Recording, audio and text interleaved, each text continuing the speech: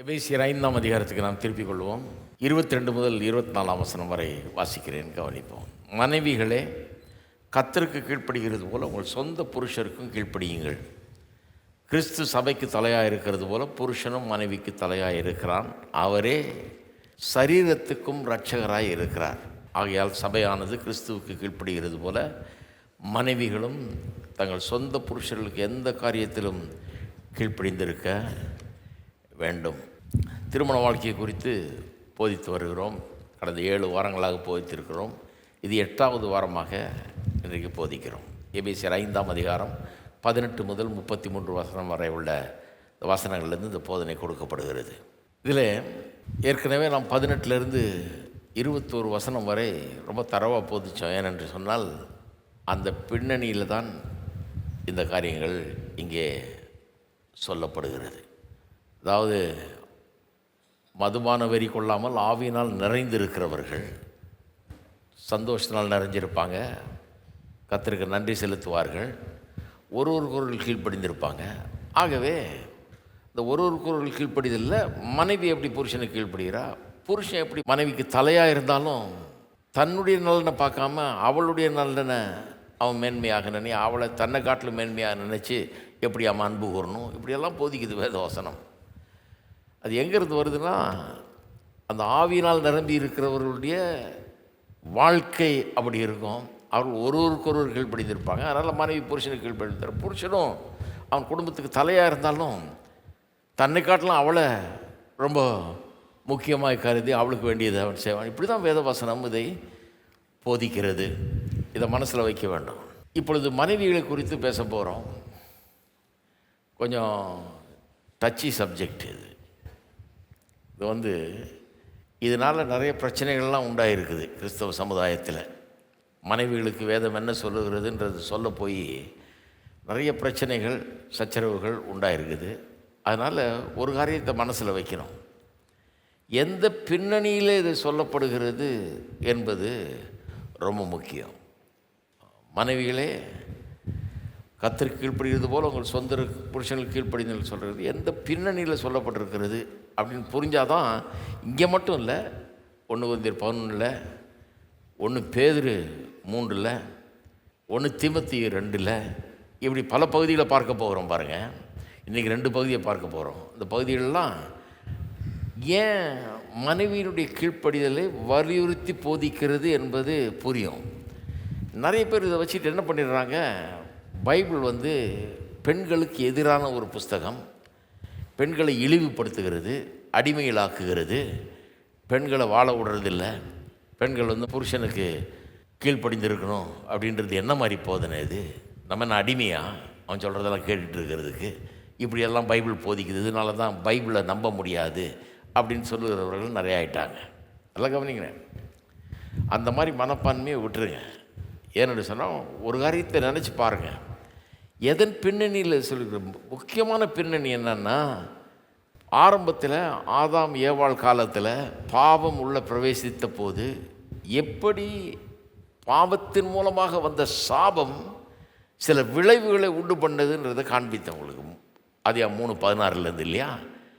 கற்ப வேதனை அதிகரிக்கும்னு சொன்னது மட்டும் இல்லாமல் பெண்ணுக்கு என்ன சொன்னார், 2வது இன்னொன்று சொன்னார், உன் ஆசை அவனை பற்றி இருக்கும், அவன் உன்னை ஆண்டு கொள்ளுவான். நான் உங்களுக்கு விளக்கி சொன்னேன். அந்த ஆசை ஒரு பெண்ணுக்கு ஒரு ஆணின் மேல் சாதாரணமாக இருக்கிற ஆசை கடவுள் கொடுக்குற ஆசை. அது நல்ல ஆசை. ஆணுக்கும் பெண் மேலே ஆசை இருக்குது, பெண்ணுக்கும் ஆண் மேலே. அது கடவுள் கொடுக்குற ஆசை. அது இல்லைன்னா எப்படி கணவன் மனைவியாக வாழ்கிறது? அது நல்ல ஆசை, அது இருக்க வேணும். இங்கே சொல்லியிருக்கிறது கெட்ட விதமான ஆசை, கண்ட்ரோல் பண்ணணும்னு நினைக்கிற ஆசை. கண்ட்ரோல் பண்ணி அதான் 4ஆம் அதிகாரம் 7ஆம் வசனத்தில் ஆதி ஆமத்தில் காமிச்சேன் உங்களுக்கு. அதே மாதிரி கன்ஸ்ட்ரக்ஷன் பயன்படுத்தப்பட்டிருக்கிறது. காயினுக்கு கர்த்தர் பேசும்போது, பாவம் வாசற்படியில் படுத்து கிடக்கும் அவன் ஆசை, அதாவது இந்த பாவத்துக்கு பின்னால் இருக்கிற இந்த பிசாசனுடைய ஆசை உன்னை பற்றி இருக்கும், உன்னை கண்ட்ரோல் பண்ணணுன்னு இருக்கும், உன்னை கொலை செய்ய வைக்கணும், உன்னை நாசமாக போக வைக்கணும் அப்படின்றதுக்காக உன்னை கண்ட்ரோல் பண்ண பார்க்குறான் அந்த பிசாசு என்றார். அவன் ஆசை உன்னை பற்றி இருக்கும்னு சொல்கிறார். பிசாசானவன் எப்படி பாவத்தின் மூலமாக காயினை கண்ட்ரோல் பண்ணி அவனுடைய சிந்தையை, அவனுடைய மனதை, அவனுடைய எண்ணங்களை, உணர்ச்சிகளை எல்லாம் தூண்டி ஒரு கொலையை செய்ய வைக்கிறதுக்கு துடிக்கிறான். ஆனால் நீ அவனை ஆண்டு கொள்ள வேணும் அப்படின்னு நாங்கள் சொல்லியிருக்குது. அதே மாதிரி அர்த்தத்தில் தான் இங்கே சொல்லியிருக்குது. இது ஒரு கெட்ட ஆசை, நல்ல ஆசை இல்லை. பிசாசு காயினை கண்ட்ரோல் பண்ணி கொலை செய்ய அவனை வாழ்க்கையை நாசமாக்கணும்னு பார்க்குறான். அது மாதிரி மனைவியை பற்றி சொல்லும்போது உன் ஆசை அவனை பற்றி இருக்கும் அப்படின்னு சொல்லும்போது அந்த மாதிரி ஒரு ஆசை, அவனை கண்ட்ரோல் பண்ணி தான் நினைச்சதை செய்ய வச்சு தன்னுடைய கட்டுப்பாட்டுக்குள்ளே கொண்டு வரணும் அப்படின்னு நினைக்கிற அந்த கண்ட்ரோல் பண்ணுற அந்த மென்டாலிட்டி எங்கேருந்து வந்ததுன்னா பாவத்தின் மூலமாக வந்த சாபம். அது நல்ல காரியம் அல்ல. பெண்கள்கிட்ட அப்படிப்பட்ட ஒரு சுவாபம் உள்ளே வந்துருச்சு. நல்லா கவனிங்க, இதை புரிஞ்சிக்கலன்னா வாழ்க்கையே புரியாது. பெண்களுக்குள்ள அப்படிப்பட்ட ஒரு சுவாபம் பாவத்தின் மூலமாக உண்டான சாபத்தின் மூலமாக வந்திருக்கிறது. புருஷனை கண்ட்ரோல் பண்ணி தான் வழிக்கு கொண்டுறணும், தன்னுடைய ஆசைகளை நிறைவேற்றி கொள்ள வேணும் அப்படிங்கிற ஒரு கண்ட்ரோலிங் அந்த புத்தி பாவத்தின் சாபத்திலிருந்து வந்தது. அவளுக்கு மட்டும் பாதிப்பு இல்லை, அவனுக்கும் பாதிப்பு. அவன் உன்னை ஆண்டு கொள்வான், உன் ஆசை அவனை பற்றி இருக்கும், அவன் உன்னை ஆண்டு கொள்வான்னு சொன்னார் இல்லையா? அங்கே புருஷனுக்கும் பிரச்சனை. இவன் மட்டும் இந்த கெட்ட ஆசையுடையவளா இல்லை, இப்போது கெட்ட புத்தி வந்துடல. இப்போது அவனுக்கும் ஒரு கெட்ட புத்தி வந்துருச்சு. அவனை குடும்பத்துக்கு தலையாக உண்டாக்கி இருக்கிறார் கர்த்தர். குடும்பத்தை ஆதரித்து அரவணைத்து அன்பு கூர்ந்து தன்னுடைய நலனை காட்டிலும் அவருடைய நலனை பற்றி யோசித்து அவர்களுக்கு வேண்டியதெல்லாம் செஞ்சு அப்படிப்பட்ட ஒரு ஆண்டு கொள்ளுகிறவனாக புருஷன் இருக்கவன் தான் உண்டாக்குனார். கொடுங்கோல் ஆட்சியாளன் மாதிரி உண்டாக்கலை. அவனை மனைவியும் பிள்ளைகளையும் தான் சொல்கிறபடியெல்லாம் செய்யணும். என் வார்த்தை தான் இங்கே கட்டுப்பட்டா கட்டுப்படு, இல்லைன்னா போன்னு அப்படியே ஆளும்படியாக கொண்டாடல. ஆதரித்து அரவணைச்சு பாதுகாத்து போஷித்து வழிகாட்டும்படியாக அப்படி ஆண்டு கொள்கிறவனாக நாட்டை ஆள்றாங்க. பாருங்கள் எப்படி ஆள்றாங்க. தப்பு பண்ணால் உதைப்பேன் அப்படின்னா சொல்கிறாங்க. கிடையாது. எல்லாருக்கும் சோறு இருக்குதா, வேலை இருக்குதா, எல்லாம் பார்த்து எல்லாருக்கும் தண்ணி கிடச்சிதா, எல்லாருக்கும் எல்லா வசதி அப்படி ஆளும்படியாக வச்சிருக்கிறாரு. ஆனால் இப்போ அவன் உன்னை ஆண்டு கொள்வான்னு சொல்கிறது கெட்ட விதத்தில் ஆண்டு கொள்வான், உன்னை டாமினேட் பண்ண பார்ப்பான் அப்படின்றார். அது சாபம். அப்போ மனைவிக்குள்ளே வந்த கண்ட்ரோல் பண்ணுற ஆசை சாபம், புருஷனுக்குள்ளே வந்த டாமினேட் பண்ணக்கூடிய ஒரு புத்தி அதுவும் சாபம். இதுதான் திருமண வாழ்க்கையை அடிப்படையில் கெடுக்கிறது என்பதை உங்களுக்கு நினைவுபடுத்த விரும்புகிறேன். நாசமாக்குது குடும்ப வாழ்க்கையை. ஒரு பக்கம் மனைவி கண்ட்ரோல் பண்ண பார்க்குறா, இன்னொரு பக்கம் புருஷன் டாமினேட் பண்ண பார்க்குறான், ஆளை பார்க்குறான், அவளை கொடுங்கோல் ஆட்சியன் மாதிரி ஆளை பார்க்குறான். ரெண்டுமே தப்பு, ரெண்டுமே கடவுள் அப்படி மனுஷன் அப்படி ஆள்றதுக்காக உண்டாக்கல, மனைவி இப்படி உண்டாக்கல கர்த்தர். தப்பு, ரெண்டுமே தப்பு, ரெண்டுமே பாவத்தின் மூலமாக வந்த சாபம். பாவம் எப்படி உள்ளத்தை கெடுத்துருச்சு, மனுஷனுக்குள்ள ஒரு பிரச்சனையை உண்டாக்கிடுச்சு. இனிமே திருமண வாழ்க்கையில் சமாதானமாக நிம்மதியாக வாழ முடியாத மனுஷன் அப்படிங்கிற ஒரு நிலைமையை கொண்டு வந்துருச்சு. அதைத்தான் அந்த 3ஆம் அதிகாரம் சொல்வது ரொம்ப முக்கியமானது. பாருங்க, இனிமே மனுஷன் பாவம் செஞ்சதன் மூலமாக திருமண வாழ்க்கையில் பிரச்சனை. அதனால தான் சொல்கிறாங்க, எல்லாம் சொல்கிறாங்க வீட்டுக்கு வீடு பிரச்சனை. அது கண்டிப்பாக இருக்கும். இது ஏன்னா உள்ளத்தில் பிரச்சனை ஆயிடுச்சு, ஒன்றா சேர்ந்து வாழ முடியாத ஒரு உள்ளமாயிடுச்சு. ஃப்ரிக்ஷன் இருந்துக்கிட்டே தான் இருக்கும், கான்ஃப்ளிக்ட் இருந்துக்கிட்டே தான் இருக்கும், போராட்டம் இருந்துக்கிட்டே தான் இருக்கும், சர்ச்சை இருந்துக்கிட்டே தான் இருக்கும். அப்படி ஆயிடுச்சு. இதுதான் பின்னணி. இதை மனசில் வச்சுக்கிட்டு தான் பவுல் மனைவிகளுக்கு சொல்ல வேண்டிய அறிவுரைகளை சொல்கிறாரு. மனைவிகளே புருஷருக்கு கீழ்ப்படிந்தீர்கள்னு சொல்கிறது எதுக்கு சொல்கிறாரு? இதை மனசில் வச்சுட்டு இருக்காரு. ஐயோ விட்டா ஆதிக்க செலுத்த பார்ப்பாள் மனைவி, ஏன்னா அந்த பாவத்தின் மூலமாக வந்த சாபம் உள்ள வேலை செய்து. அப்போ அவளுக்கு நான் எப்படி இருக்கணும்னு போதிக்கணும். கடவுள் எப்படி டிசைன் பண்ணியிருக்கார் மேரேஜை, புருஷனை குடும்பத்துக்கு தலையாக உண்டு பண்ணியிருக்கிறாரு, மனைவி அவனுக்கு கட்டுப்பட்டு போக வேண்டும் அப்படிங்கிறத போதிக்கணும் அப்படின்றதுனால தான் அவர் போதிக்கிறார். மனைவிக்கு மட்டும் கீழ்ப்படிந்திருக்கணும்னு சொல்ல, புருஷனுக்கு அதை காட்டிலும் ஹை கோலை கொடுக்குறார், ஒரு உயர்ந்த ஒரு கோலை கொடுக்குறார். கிறிஸ்து அன்பு கூர்ந்தது போல உன் மனைவிகளில் அன்பு கூறுங்கன்றார். நீ ஆண்டுக, நீ என்ன வேணா செஞ்சுக்கோ, அவளை என்ன வேணா பண்ணலாம் நீ அப்படின்னு சொல்லலை. ரெண்டு பேருக்கும் ரட்சிக்கப்பட்ட பிறகு குடும்ப உறவில் எப்படி மீட்பு வேலை செய்ய வேண்டும், மீட்கப்பட்டவர்கள் எப்படி குடும்ப உறவில் சந்தோஷத்தை அனுபவிக்கலாம். அந்த பாவ உலகத்தில் பாவ மனிதர்கள் பாவத்திலிருந்து மீட்கப்பட்ட மனிதர்கள் எப்படி குடும்பத்தில் மறுபடியும் சந்தோஷத்தை கொண்டு வரலாம், சர்ச்சையை நீக்கலாம், பிரச்சனையை நீக்கலாம், போராட்டத்தை நீக்கலாங்கிறத சொல்லித்தரத்துக்காக போதிக்கிறார். நல்ல கவனிங்க. பவுல் பெண்களுக்கு எதிரானவர் அல்ல, பேதுருவும் பெண்களுக்கு எதிரானவர் இல்லை, இயேசுவும் பெண்களுக்கு எதிரானவர் இல்லை.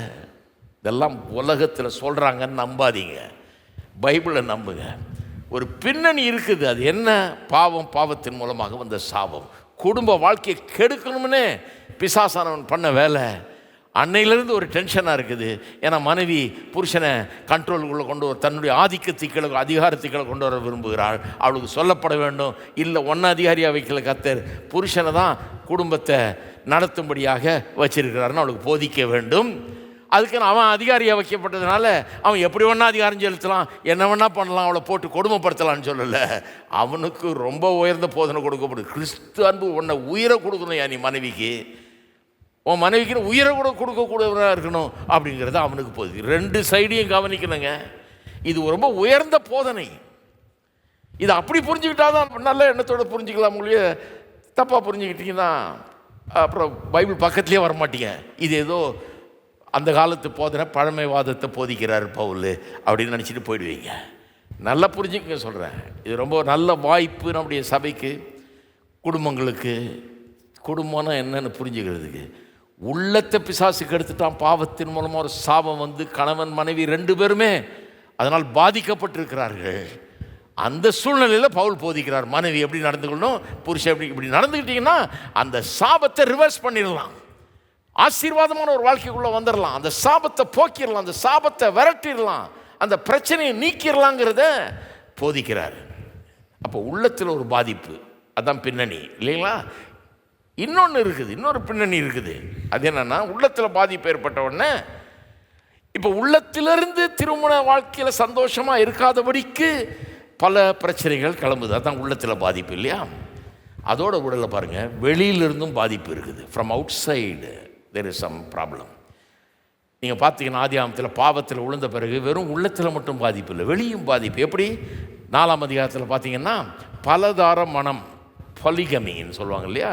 பலரை மணந்து கொள்வது, ஒரு ஒய்ஃபுக்கு மேலே அதிகமான பெண்களை மணந்து கொள்வது, அது 4ஆம் அதிகாரத்திலேயே ஆரம்பிச்சிருது. 9ஆம் அதிகாரத்தில் பார்த்தீங்கன்னா போர்னோகிராஃபி, ஆபாசமாய் சித்தரித்து அதை பார்த்து என்ஜாய் பண்ணுறது, அந்த மாதிரி காரியங்கள் ஆரம்பிச்சிருச்சு 9ஆம் அதிகாரத்தில். 16ஆம் அதிகாரத்தில் விபச்சாரம் ஆரம்பிச்சிருச்சு, அடல்ட்ரி. 19ஆம் அதிகாரத்தில் ஹோமோசெக்சுவாலிட்டி, ஓரின சேர்க்கை ஆரம்பிச்சிருச்சு. 34ஆம் இதெல்லாம் ஆதியாகமத்தில். 34ஆம் அதிகாரத்தில் பார்த்தீங்கன்னா வேசித்தனம் ஆரம்பிச்சிருச்சு. 38ஆம் அதிகாரத்தில் பார்த்தீங்கன்னா தகாத உறவு ஆரம்பிச்சிருச்சு, குடும்பத்தில் உள்ளவர்களுக்கு இடையே தகாத உறவு அந்த மாதிரி ஆரம்பிச்சிருச்சு. 38ஆம் அதிகாரத்தில் முதல் வேசி அங்கே அறிமுகப்படுத்தப்படுகிறாள், வேசின்னு ஒருவள். 39ஆம் அதிகாரத்தில் சபலத்தை தூண்டுவது, செடக்ஷன், அது ஆரம்பிச்சிருச்சு. உள்ளதான் பிரச்சனைன்னு பார்த்தா மனுஷன் உள்ள சாபம் மனைவி கண்ட்ரோல் பண்ண பார்க்குறா, புருஷன் டாமினேட் பண்ண பார்க்குறான்ற பிரச்சனை வந்தது மட்டும் இல்லாமல் வெளியே குடும்பத்தை கெடுக்கிறதுக்குன்னு எல்லாம் வந்துருச்சு. எப்படியெல்லாம் குடும்பத்தை கெடுக்கணுமோ, உள்ளேருந்து கெடுக்க, வெளியிருந்து கெடுக்க, எப்படியெல்லாம் கெடுக்கணுமோ அப்படியெல்லாம் அட்டாக் பண்ண, குடும்பத்தை நாசமாக்க. ஏன் குடும்பத்தை நாசமாக்கணும்னு நினைக்கிற பிசாசானவன்? ஏன்னா இதுதான், குடும்பம் நல்லா இருந்தால், இருக்க வேண்டியபடி இருந்தால் சுவிசேஷத்தை அப்படியே எடுத்து காட்டும் இந்த உலகத்தில். நான் போதிச்சிருக்கேன் உங்களுக்கு இல்லையா? சுவிசேஷத்தை அப்படியே நடத்தி காட்டும். சுவிசேஷம்னா என்ன? இயேசு மேலேருந்து கீழே இறங்கி பாவத்தில் இருக்கிற நம்மளை மீட்கிறதுக்காக சிலுவையில் மரித்து நம்மளை செத்து மீட்டு, அது மட்டும் இல்லை, அவரோடு சேர்த்து கொண்டு ஒரு வாழ்க்கை பயணம் ஆரம்பிச்சிருக்கு. அதுதான் சுவிசேஷம். நம்மை மகிமையுள்ளவர்களாக மாற்ற வரைக்கும் அவர் விட போகிறதில்லை, அதுதான் சுவிசேஷம். அதே மாதிரி தான் திருமணமும் அப்படி தான். அதை அப்படியே நடத்தி காட்டுறதுக்காக திருமணம், அதை கெடுக்கிறதுக்காக சுவிசேஷம் இந்த ஊரில் பிரசங்கிக்கப்படாதபடிக்கு, விளங்காதபடிக்கு நாசமாக்கி கிறிஸ்தவருடைய குடும்பங்களை நாசமாக்கினால் சுவிசேஷத்தினுடைய பிரபல்யம் ஒன்றும் இல்லாமல் போயிடும். அதை கெடுக்கிறதுக்காக தான் பிரசங்கியார்கள் மத்தியில் பாருங்கள், நிறைய பிரசங்கியார்கள் மத்தியில் உலகம் முழுக்க பார்த்தீங்கன்னா, இப்போ சமீபத்தில் உலகம் முழுக்க ஒரு அமெரிக்காவில் ஒரு ஸ்டேட்டில் மட்டும் 5 பெரிய சபைகளுடைய போதகர்கள் வீழ்ச்சி அடைந்தார்கள். சபையை ஒன்றும் இல்லாமல் போயிடுச்சு, ஆயிரக்கணக்கான மக்கள். ஏன்? பிசாசு பாருங்க, எப்படியாவது இந்த மனுஷனை கெடுத்தா பிரசங்கம் பண்ண முடியாது பாருங்க. அதுக்கப்புறம் சுவிசேஷத்தை பேச முடியாது. ஏன்னா சுவிசேஷத்தை வாழலை, பேசினா கூட யாரும் நம்ப மாட்டாங்க. ஏன்னா குடும்பம் சரியாலன்னா என்ன சொல்ல போகிறோம்? முதல்ல உன் குடும்பத்தை பாரியா, அப்புறம் இங்கே வந்து சொல்லு அப்படின்றான் இல்லையா? அதனால் பிசாசு போட்டு நாசமாக்குகிறான். இப்படி உள்ளிருந்தும் வெளியிருந்தும் தாக்குதல் நடக்கிறது. அது மட்டும் இல்லாமல் குடும்ப வாழ்க்கையில் பார்த்தீங்கன்னா கணவன் மனைவி என்று இருவரும் பாவிகளாயிருந்து பாவம் மன்னிக்கப்பட்டு ஆண்டவருடைய பிள்ளையாய் வந்திருக்கிறவங்க. பரிபூர்ணமான ஆட்கள் கிடையாது. இன்னும் அந்த பாவத்தினுடைய பாதிப்புகள்லாம் சிலதெல்லாம் இருக்குது, சில கெட்ட புத்தியெல்லாம் இருக்குது உள்ள, அப்பப்போ தலை தூக்குது. அப்படிப்பட்டவர்கள் தங்களுடைய சித்தம் தான் நிறைவேறணும், தங்களுடைய ஆசை தான் நிறைவேறணும்னு நினைக்கிறவர்களாக இருக்கிறாங்க 2 பேருமே. இது திருமண வாழ்க்கையை உருப்பட விடாமல் என்னெல்லாம் எப்படியெல்லாம் நாசமாக்கணுமோ அப்படியெல்லாம் நாசமாக்குறது. எத்தனை பேருக்கு நல்லா விளங்குதுங்க நான் சொல்கிறது? உள்ளிருந்து தாக்குதல், உள்ளே வந்த சாபத்தின் மூலமாக புத்தி கட்டிச்சு. வெளியிருந்து தாக்குதல், சமுதாயத்தில் பல்வேறு கெட்ட காரியங்கள் இன்றைக்கு உருவாயிடுச்சு. வேசித்தனம், விபச்சாரம், ஓரினை சேர்க்கை, பலதார மனம், இப்படி தகாத உறவு, இப்படின்னு பல்வேறு காரியங்கள் உருவாயிடுச்சு. சரி, அந்த பின்னணியில் இருந்தால் இதெல்லாம் இருக்கிறதுனால தான் பவுல் என்ன போதிக்கிறாரு? மனைவிகளுக்கு சொல்ல வேண்டியதை சொல்கிறேன், புருஷர்களுக்கு சொல்ல வேண்டியதை சொல்கிறேன். ஏன்னா 2 பேருக்குள்ளேயும் பிரச்சனை இருக்குது. இதை மீட்கப்பட்ட மக்கள் எப்படி சரி பண்ண வேணும்னு சொல்கிறேன். இதை சரி பண்ணுங்க, இதை கேட்டு கடவுளுடைய மாடலை ஃபாலோ பண்ணுங்க. ஃபாலோ பண்ணால் திருமண வாழ்க்கை நல்லாயிடும். இந்த சாபம் வந்து திருமண வாழ்க்கையை கெடுக்குது பாருங்கள். இந்த கெடுக்கிற இந்த சாபத்தை விரட்டிடலாம். எத்தனை பேர் சொல்கிறீங்க விரட்டணுன்னு? கெடுக்கிற சாபத்தை விரட்டணுன்றீங்களா? ஜனங்க பயந்துட்டு இருக்காங்க இன்றைக்கி. திருமணம் செய்து வைக்கணும், பெற்றோரை கேளுங்க, ஐயோ பயமாக இருக்குதுங்க. என்ன மாதிரி பையனோ என்னன்னு தெரில, என்ன மாதிரி பொண்ணோ என்னன்னு தெரில. இந்த காலத்தில் ரொம்ப யோசிக்க வேண்டியதாக இருக்குது, பயமாக இருக்குன்றாங்க. எவ்வளோ பெரிய பிரச்சனை பாருங்கள். அதனால தான் இதை பிரசங்கம் பண்ணிகிட்டு இருக்கிறோம். விரட்டணும். இந்த சாபத்தின் மூலமாக வந்து இருக்கிற இந்த கேட்டை விரட்டுவதற்கு கடவுளுடைய மாடல் என்னன்னு தெரிஞ்சுக்கணும். கடவுள் என்ன சொல்கிறாரு, மனைவியை பற்றி என்ன சொல்கிறார், புருஷனை பற்றி என்ன சொல்கிறார். ஆண்டவரே நீ சொல்லு, நான் கேட்கிறேன்ற அந்த தாழ்மை நமக்கு வர வேண்டும். பிரச்சனை இருக்குதுன்றதை ஒத்துக்க வேணும். உலகத்தினுடைய பிரச்சனை என்ன, எனக்கு ஒன்றும் பிரச்சனை இல்லை, அவள் தான் பிரச்சனை அப்படிமா. புருஷனை கேட்டிங்கன்னா, மனைவி கேட்டிங்கன்னா எனக்கு ஒன்றும் பிரச்சனை இல்லைங்க, அவர் தான் பிரச்சனை. எங்கே போகிறது? இப்படியே போயிட்டு இருந்தால் போயிட்டே இருக்க வேண்டியது தான். அதனால தான் விவாகரத்து எல்லாம் வருது. 2 பேரும் ஒத்துக்கணும். 2 பேருக்குள்ளேயும் பிரச்சனை இருக்குது. பைபிள் சொல்கிறத நான் நம்புகிறேன், பைபிள் சொல்கிறத கொஞ்சம் கேட்குறேன். பைபிளை கிரிட்டிசைஸ் பண்ணுறதுக்கு பதிலாக, பைபிள் வேணாம், பைபிள் வந்து பழமைவாதம்னு பேசுகிறதுக்கு பதிலாக அதனுடைய நியாயத்தை நான் கேட்கிறேன். அதில் நியாயம் இருந்தால் நான் ஏற்றுக்கொள்ள தயார், என் மனதை திறந்து வைக்கிறேன். ஆண்டவர்கிட்ட பேசுகிறேன்னு சொன்னால் நான் சொல்கிற திருமண வாழ்க்கையில் பெரிய மாற்றம் ஏற்படும்.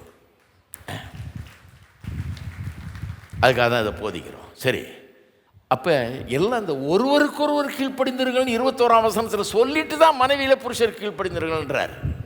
விளங்குதுங்களா உங்களுக்கு? ஒருவருக்கொருவர் கீழ்ப்படிந்திருக்கிறதுனா என்ன? பிலிப்பியர் 2 வாசித்து காமிச்சேன் இல்லையா? எதையும் வாதினாலாவது வீண் பெருமையினாலாவது செய்யாமல் எப்போதும் ஒருவர் தங்களுக்கு மேலானவர்களாக எண்ணி தங்களுடைய நலனையே குறித்து கரிசனை உள்ளவர்களாயிராமல் மற்றவர்களுடைய நலனையும் சிந்தித்து பார்த்து இப்படி வாழணும். கிறிஸ்து இயேசுவில் இருந்த இந்த சிந்தை, இப்படி தான் கிறிஸ்து இருந்தார். தன்னுடைய நலனை பார்க்கல, அவர் மற்றவர்களுடைய நலனை முக்கியமாக நினச்சதுனால தான் சிலுவையில் செத்தார். அப்படி இருக்க வேணும். 2 பேருமே அப்படி இருக்கணும். அப்படி இருந்தால் திருமண வாழ்க்கை மாறும். கிறிஸ்து இயேசுவில் இருந்த இந்த சிந்தை உங்களில் இருக்கிறவர் அப்படி தான் வருது. அந்த 21ஆம் வசனத்தை விட்டுறக்கூடாது. மனைவியிலே கீழ்ப்படின்னு சொன்னால் உடனே அஃபென்சிவ் ஆகிடுது மக்களுக்கு. ஐயோ அது என்ன மனைவிகளுக்கு இருங்க, 2 பேரையுமே ஒருத்தருக்கு கீழ்ப்படினோம். அப்படி தான் வேதவசனம் போதிக்கிறது. புருஷன் எப்படி கீழ்ப்படுகிறான்? அவன் தான் தலையாக இருக்கிறான்றது. எப்படி கீழ்ப்படுகிறான்னா, அவன் தலையாக இருந்தாலும் தன்னுடைய தேவைகளை ஓரம் தூக்கி வச்சுட்டு தன்னுடைய மனைவியை தன்னை காட்டிலும் முக்கியமானதாக எண்ணி அவளுக்கு வேண்டியது செய்கிறான். அப்படி தான் தன்னை கீழ்ப்படுத்தி கொள்ளுகிறான். எத்தனை பேர் இருக்கிறீங்க? இப்படி தான் வாழணும்னு வேதவசனம் போதிக்கிறது. கிறிஸ்தவம் வந்து ரொம்ப எக்ஸ்ட்ராடினரி டீச்சிங் அது கிறிஸ்தவத்தில் இருக்கிறது. இது புரிந்து கொண்டால் வெற்றி வாழ்க்கை உண்டாகும். சரி, பேக்ரவுண்டை நினச்சி பார்த்து தான் இந்த வசனங்களை எங்கே மனைவியை பற்றி, புருஷனை மனைவியை பற்றி, குறிப்பாக மனைவிகளை பற்றி சொல்லும்போது உங்களுக்கு கோபம் வந்துச்சுன்னா, மனைவிமாருக்கு சொல்கிறேன், கோபம் வந்ததுன்னா யோசித்து பாருங்கள், ஏதோ ஒரு கோளாறு ஆயிடுச்சு, அதனால தான் போதிக்கிறாரு. உள்ளே ஏதோ கெட்டுப்போச்சு, சாபம் வந்துருச்சு, நமக்கு வார்ன் பண்ணுறதுக்காக, நம்மளை நல்லாக்கிறதுக்காக போதிக்கிறார். புருஷனுக்கும் சொல்கிறார், எனக்கு மட்டும் சொல்லலை, என்னை மட்டும் கீழ்ப்படி சொல்ல, அவனும் நமக்கு கீழ்ப்பட்டவனாக தன்னை ஆக்கிக்கொள்ள வேணும். அப்படி வாழ்கிறது தான் கிறிஸ்தவ வாழ்க்கை. சும்மா முரட்டுத்தனமாக அதிகாரம் செலுத்துறது கிறிஸ்தவ வாழ்க்கை இல்லைங்கிறத நினைத்து பார்க்க வேணும். எத்தனை பேருக்கு நல்லா புரியுதுங்க? ரொம்ப தெளிவாக்க விரும்புகிறேன் இதை. சரி, ரெண்டாவது, எப்படி இந்த சப்ஜெக்டை இன்ட்ரடியூஸ் பண்ணுறாருன்னு பாருங்கள். இப்போ 22ஆம் வசனத்தில், மனைவியிலே கர்த்தருக்கு கீழ்ப்படுகிறது போல உங்கள் சொந்த புருஷருக்கு கீழ்ப்படியுங்கள் அப்படிங்கிறாரு. இங்கே வந்து கீழ்ப்படியுங்கள்னு வந்துருச்சு. கிரேக்க மொழியில் வாஸ்து பார்த்தீங்கன்னா அந்த கீழ்ப்படியுங்கள்ன்ற வார்த்தையே கிடையாது தான், சப்மிட்ன்ற வார்த்தையே வரல. ஏன் வரல? சிலர் நினச்சக்கூடாது, இல்லை அப்போ சொல்லலை, இவங்க ஏதோ போட்டிருக்காங்க போல இருக்குன்னு. கிடையாது. ஏன் வரலன்னா, முந்தின வசனத்தில் சொல்லியாச்சு. முந்தின வசனத்தில் தெய்வ பயத்தோடே ஒருவருக்கொருவர் கீழ்ப்படிந்திருங்கள், மனைவிகளே உங்கள் புருஷருக்கு, அவ்வளோதான். கீழ்ப்படிந்திருங்கள்னு சொல்லியாச்சு. இப்போ மனைவிகளே உங்கள் புருஷருக்கு சொன்னால் போதும், அதுக்கு மேலே தேவை கிடையாது. அப்போ மனைவி வந்து புருஷனுடைய தலைமைத்துவத்தை ஏற்றுக்கொண்டு, மனமும் வந்து அதை ஏற்றுக்கொண்டு வாழ வேண்டும். அதுதான் இங்கே போதனை. அதுதான் சாபத்தினுடைய விளைவை மட்டுப்படுத்தும். இட் வில் மிட்டிகேட் த கர்ஸ். இந்த சாபத்தினுடைய கேடுகளை இது ரொம்ப குறைச்சிரும். மனைவி என்னைக்கு புருஷனை கடவுள் தலையாக நியமித்திருக்கிறார், அதுக்கு நான் கட்டுப்பட போகிறேன்னு தீர்மானிச்சிட்டாங்கன்னா, பாவத்தின் மூலமாக வந்த சாபம் அந்த குடும்பத்தை கெடுக்க நினைக்கிறது பாருங்கள், சாபம் அது தோல்வி அடைஞ்சிடும் பாருங்கள். பெரும்பாலும் பெரிய அளவில் அது வேலை செய்ய முடியாது. பிரச்சனைகள் தீர ஆரம்பிச்சிடும். வீட்டில் இருக்கிற பிரச்சனைகளுக்கு சொல்யூஷன். அது மட்டும் இல்லை, எப்படி சொல்கிறார் பாருங்கள், கர்த்தருக்கு கீழ்ப்படுகிறது போல உங்கள் சொந்த புருஷருக்கு கீழ்ப்படிங்க. கர்த்தருக்கு கீழ்ப்படுகிறது போல உங்கள் சொந்த புருஷருக்கு கீழ்ப்படிங்கள். எல்லாரும் சொல்லுங்கள், சொந்த புருஷருக்கு. எல்லா பெண்களும் எல்லா ஆண்களை காட்டிலும் குறைந்தவர்கள், எல்லா பெண்களும் எல்லா ஆண்களுக்கும் கீழ்ப்படியணும்னு சொல்லலை. உங்கள் சொந்த புருஷருக்கு கீழ்ப்படியுங்கள். இதில் சொல்லியிருக்கிற விதம் பார்த்தீங்கன்னா, சொந்த புருஷர், எல்லாம் சொல்ல சொந்த புருஷர். சொந்த புருஷன்னா அதுலேயே ரொம்ப அருமை இருக்குது. ஏன்னா இந்த ஆள் எனக்கு சொந்தம். புருஷன் சொல்கிறான் இவன் எனக்கு சொந்தம்ன்றான், மனைவி சொல்கிறான் இவன் எனக்கு சொந்தம். ரெண்டு பேருக்கு ஒருத்தருக்கு ஒருத்தர் சொந்தமாயிடுறாங்க. வெறும் சொந்தக்காரன் இல்லை, ஐ ஓன், எனக்கு சொந்தம்னா என்னுடையவள் அப்படின்னு அர்த்தம். அவளும் சொல்கிறான் இவன் என்னுடையவன், இவன் சொல்கிறான் அவள் என்னுடையவள் அப்படின்னு. அந்த ஒரு ஆட்டிடியூடோடு தான் வேதவசனம் போதிக்கிறது. அப்போ ரெண்டு பேரும், இவ அவனுடையவள், அவன் இவளுடையவன், இருந்தாலும் இவள் அவனுக்கு தன்னை கீழ்ப்படுத்தி கொள்ளுகிறார். ஏன்னா கடவுள் வந்து வச்சிருக்காரு மேலே. எப்படி ஒரு ஆர்மியில் ஒரு ஆஃபீஸர்னு இல்லைன்னா ஆர்மியை ரன் பண்ண முடியாது. எப்படி கிரிக்கெட்டில் ஒரு கேப்டன் இல்லைன்னா டீமே இருக்கு. யாராவது ஒரு ஆள் கேப்டனாக இருக்கணும். கேப்டனாக இருக்கிறதுனால அவன் எல்லார காட்டிலும் ரொம்ப பெரிய ஆள்னு அர்த்தம் கிடையாது. அவனும் ஒரு பிளேயர் தான். சில நேரத்தில் ரொம்ப சிறந்த பிளேயர்லாம் அவனோட அவ்வளோ நல்லா விளையாடாத ஆள் கீழெல்லாம் விளையாடுறாங்க, நீங்கள் பார்த்துருக்கீங்க இல்லையா? இவன் பெஸ்ட் பேட்ஸ்மேனாக இருப்பான், சாதாரண பிளேயராக இருப்பான், இன்னொருத்தன் கேப்டனாக இருப்பான். ஏன்னா அவன் அந்த தலைமைத்துவத்துக்கு ஏற்றவனாக இருப்பான், அதனால் அவனை வச்சுருப்பாங்க. அதை அவன் ஏற்றுக்கொள்கிறான். இவன் போய் அங்கே நில்லுனா நிற்கணும், இந்த வேலையை பண்ணணும், பேட் பண்ணுனா பண்ணணும், போல் பண்ணணும். அப்படி தான் கேப்டன் இல்லைன்னா டீமு கிடையாது. அதுபோல் கர்த்தர் ஏற்படுத்தி இருக்கிறார். ஆகவே ரெண்டு பேரும் ஒருத்தருக்கு ஒருத்தர் சொந்தம்னு சொல்லிக்கிறாங்க. இவன் எனக்கு சொந்தம்ன்றான், அவன் உனக்கு சொந்தம்ன்றான், இவன் சொல்கிறான். ஆனாலும் இவள் வந்து அவனுக்கு தன்னை கீழ்ப்படுத்தி கொள்ளுகிறார். சரி, இப்போது கொலோசியருக்கு திருப்புங்க. இதனுடைய பேரல் பேசேஜ் அன்னைக்கு பார்த்தோம் இல்லையா? அந்த பேசேஜை பார்த்தோம். அதில் ஒரு காரியத்தை காண்பிக்க போகிறேன். இங்கே கொலோசியரில் பார்த்தீங்கன்னா 18ஆம் வசனத்தில் இதே காரியங்கள் சொல்லப்படுகிறது. 3ஆம் அதிகாரம் 18ஆம் வசனம் பாருங்கள். மனைவிகளே கர்த்தர் கேட்கும்படி உங்கள் சொந்த புருஷருக்கு கீழ்ப்படியுங்கள். எபேசியர் 5 எப்படி சொல்லிடுது? கர்த்தருக்கு கீழ்ப்படுகிறது போல் உங்கள் சொந்த புருஷருக்கு கீழ்ப்படியுங்கள்னு. இங்கே கர்த்தருக்கு ஏற்கும்படி உங்கள் சொந்த புருஷருக்கு கீழ்ப்படியுங்கள் அப்படின்னு வருது. அப்போ இங்கே ஒரு ரெண்டு காரியம் கவனிங்க. ஒன்று வந்து கீழ்ப்படியுங்கள்ன்ற வார்த்தை எபேசியரில் 5ஆம் அதிகாரத்தில் 22ஆம் வசனத்தில் பயன்படுத்தலை. ஏன்னா 21 ஒருவருக்கொருவர் கீழ்ப்படிந்தீர்கள் சொல்லியிருக்கிறதுனால அடுத்த வசனத்தில் வீணாக அதை யூஸ் பண்ண வேண்டியதில்லை.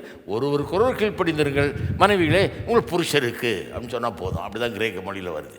இங்கே அதுக்கு முந்தின வசனம் அப்படி வரல, ஒருவருக்கொருவர் கீழ்ப்படிந்தீர்கள் வரல. அதனால் கீழ்ப்படிந்தீர்கள்ன்ற வார்த்தை வருது. கிரேக்க மொழியிலேயே கீழ்ப்படிந்தீர்கள்ன்ற வார்த்தை வருது, அப்படியே எழுதியிருக்கிறாங்க. சரி, அது மட்டும் இல்லை, கர்த்தருக்கு ஏற்கும்படி அப்படின்னு ஒரு வார்த்தை வருது. கர்த்தருக்கு ஏற்கும்படினா as is fitting in the Lord. கர்த்தருக்கு ஏற்கும்படினா ஆஸ் இஸ் ஃபிட்டிங்னா this is appropriate, this is proper, this is right before the Lord. இதுதான் கர்த்தருக்கு ஏற்கும்படி இருக்கிறது, ஏற்றதாய் இருக்கிறது, சரியானதாய் இருக்கிறது, நியாயமானதாய் இருக்கிறது அப்படிங்கிற விதத்தில் சொல்லப்பட்டிருக்கிறது. இது ஒரு கல்ச்சுரல் ப்ரிஃபரன்ஸ் கிடையாது. இது எங்கள் சமுதாயத்தில் எங்கள் பழக்க வழக்கத்தின்படி இது நியாயம் அப்படி கிடையாது. கல்ச்சுரல் ப்ரிஃபரன்ஸ் கிடையாது. இது ஒரு ஸ்பிரிச்சுவல் கமாண்ட். பவுல் பிலமோனில் எழுதும்போது 8-9 வசனத்தில் அந்த ஆளுக்கு எழுதுகிறார். அந்த ஆள் பெரிய ஆளாக இருப்பார் போல இருக்கு. அவர்கிட்ட ஒரு அடிமை ஓடி வந்துட்டான், அவனை ஏற்றுக்கொள்ளும்படியாக எழுதுகிறார். அது சொல்கிறாரு, உனக்கு நான் கட்டளையிடக்கூடியவனாக இருக்கிறேன், உனக்கு கட்டளையிட்டு சொல்ல முடியும், உனக்கு செய் அப்படின்னு சொல்ல முடியும். ஏன்னா நான் ஒரு அப்போஸ்தலன், என் மூலமாக நீ ஆண்டவர் தெரிஞ்சிருக்கிற, நான் சொன்னபடி நீ செய்யணுன்ற எதிர்பார்த்து அப்படி சொல்லலாம். ஆனால் அப்படி சொல்லலை, உன்னை மன்றாடி கேட்டுக்கொள்ளுகிறேன், தயவுசெய்து இவனை ஏற்றுக்க. என்ன நீ எப்படி ஏற்றுக்குவோ அதுபோல் நீ அவனை ஏற்றுக்க. அது சொல்லும்போது சொல்கிறாரு, நீ செய்யத்தக்கதை உனக்கு கட்டளையிட எனக்கு தெரியும், கட்டளையிட முடியும், அதுக்குரிய அதிகாரமும் இருக்குது எனக்கு. செய்யத்தக்கதை, அங்கேயும் அந்த as fitting, what is fit, இதுதான் நியாயம், இதுதான் நியாயம், இதுதான் நல்லது, இதுதான் நேர்மை, அதை நான் கட்டளையிட்டு சொல்லலாம்னு சொல்கிறார். ஆகவே இங்கே என்ன சொல்கிறாங்க, கர்த்தருக்கு ஏற்கும்படி அல்லது 5:22 கர்த்தருக்கு கீழ்ப்படுகிறது போல அப்படின்னு வரும்போது அப்படி அர்த்தம் என்னன்னு சொல்கிறாங்க, இது கர்த்தருடைய கட்டளையாகவே ஏற்றுக்கொள்ள வேண்டும், கர்த்தருடைய கட்டளையாகவே. இது ஒரு ஸ்பிரிச்சுவல் கமாண்டாக இதை ஏற்றுக்கொள்ள வேண்டும் என்று சொல்லுகிறார்கள். அது மட்டும் இல்லை, இந்த சொந்த புருஷர் கீழ்ப்படிந்தீர்கள்னு சொல்கிறது அதுக்கு ஒரு லிமிட் இருக்குது.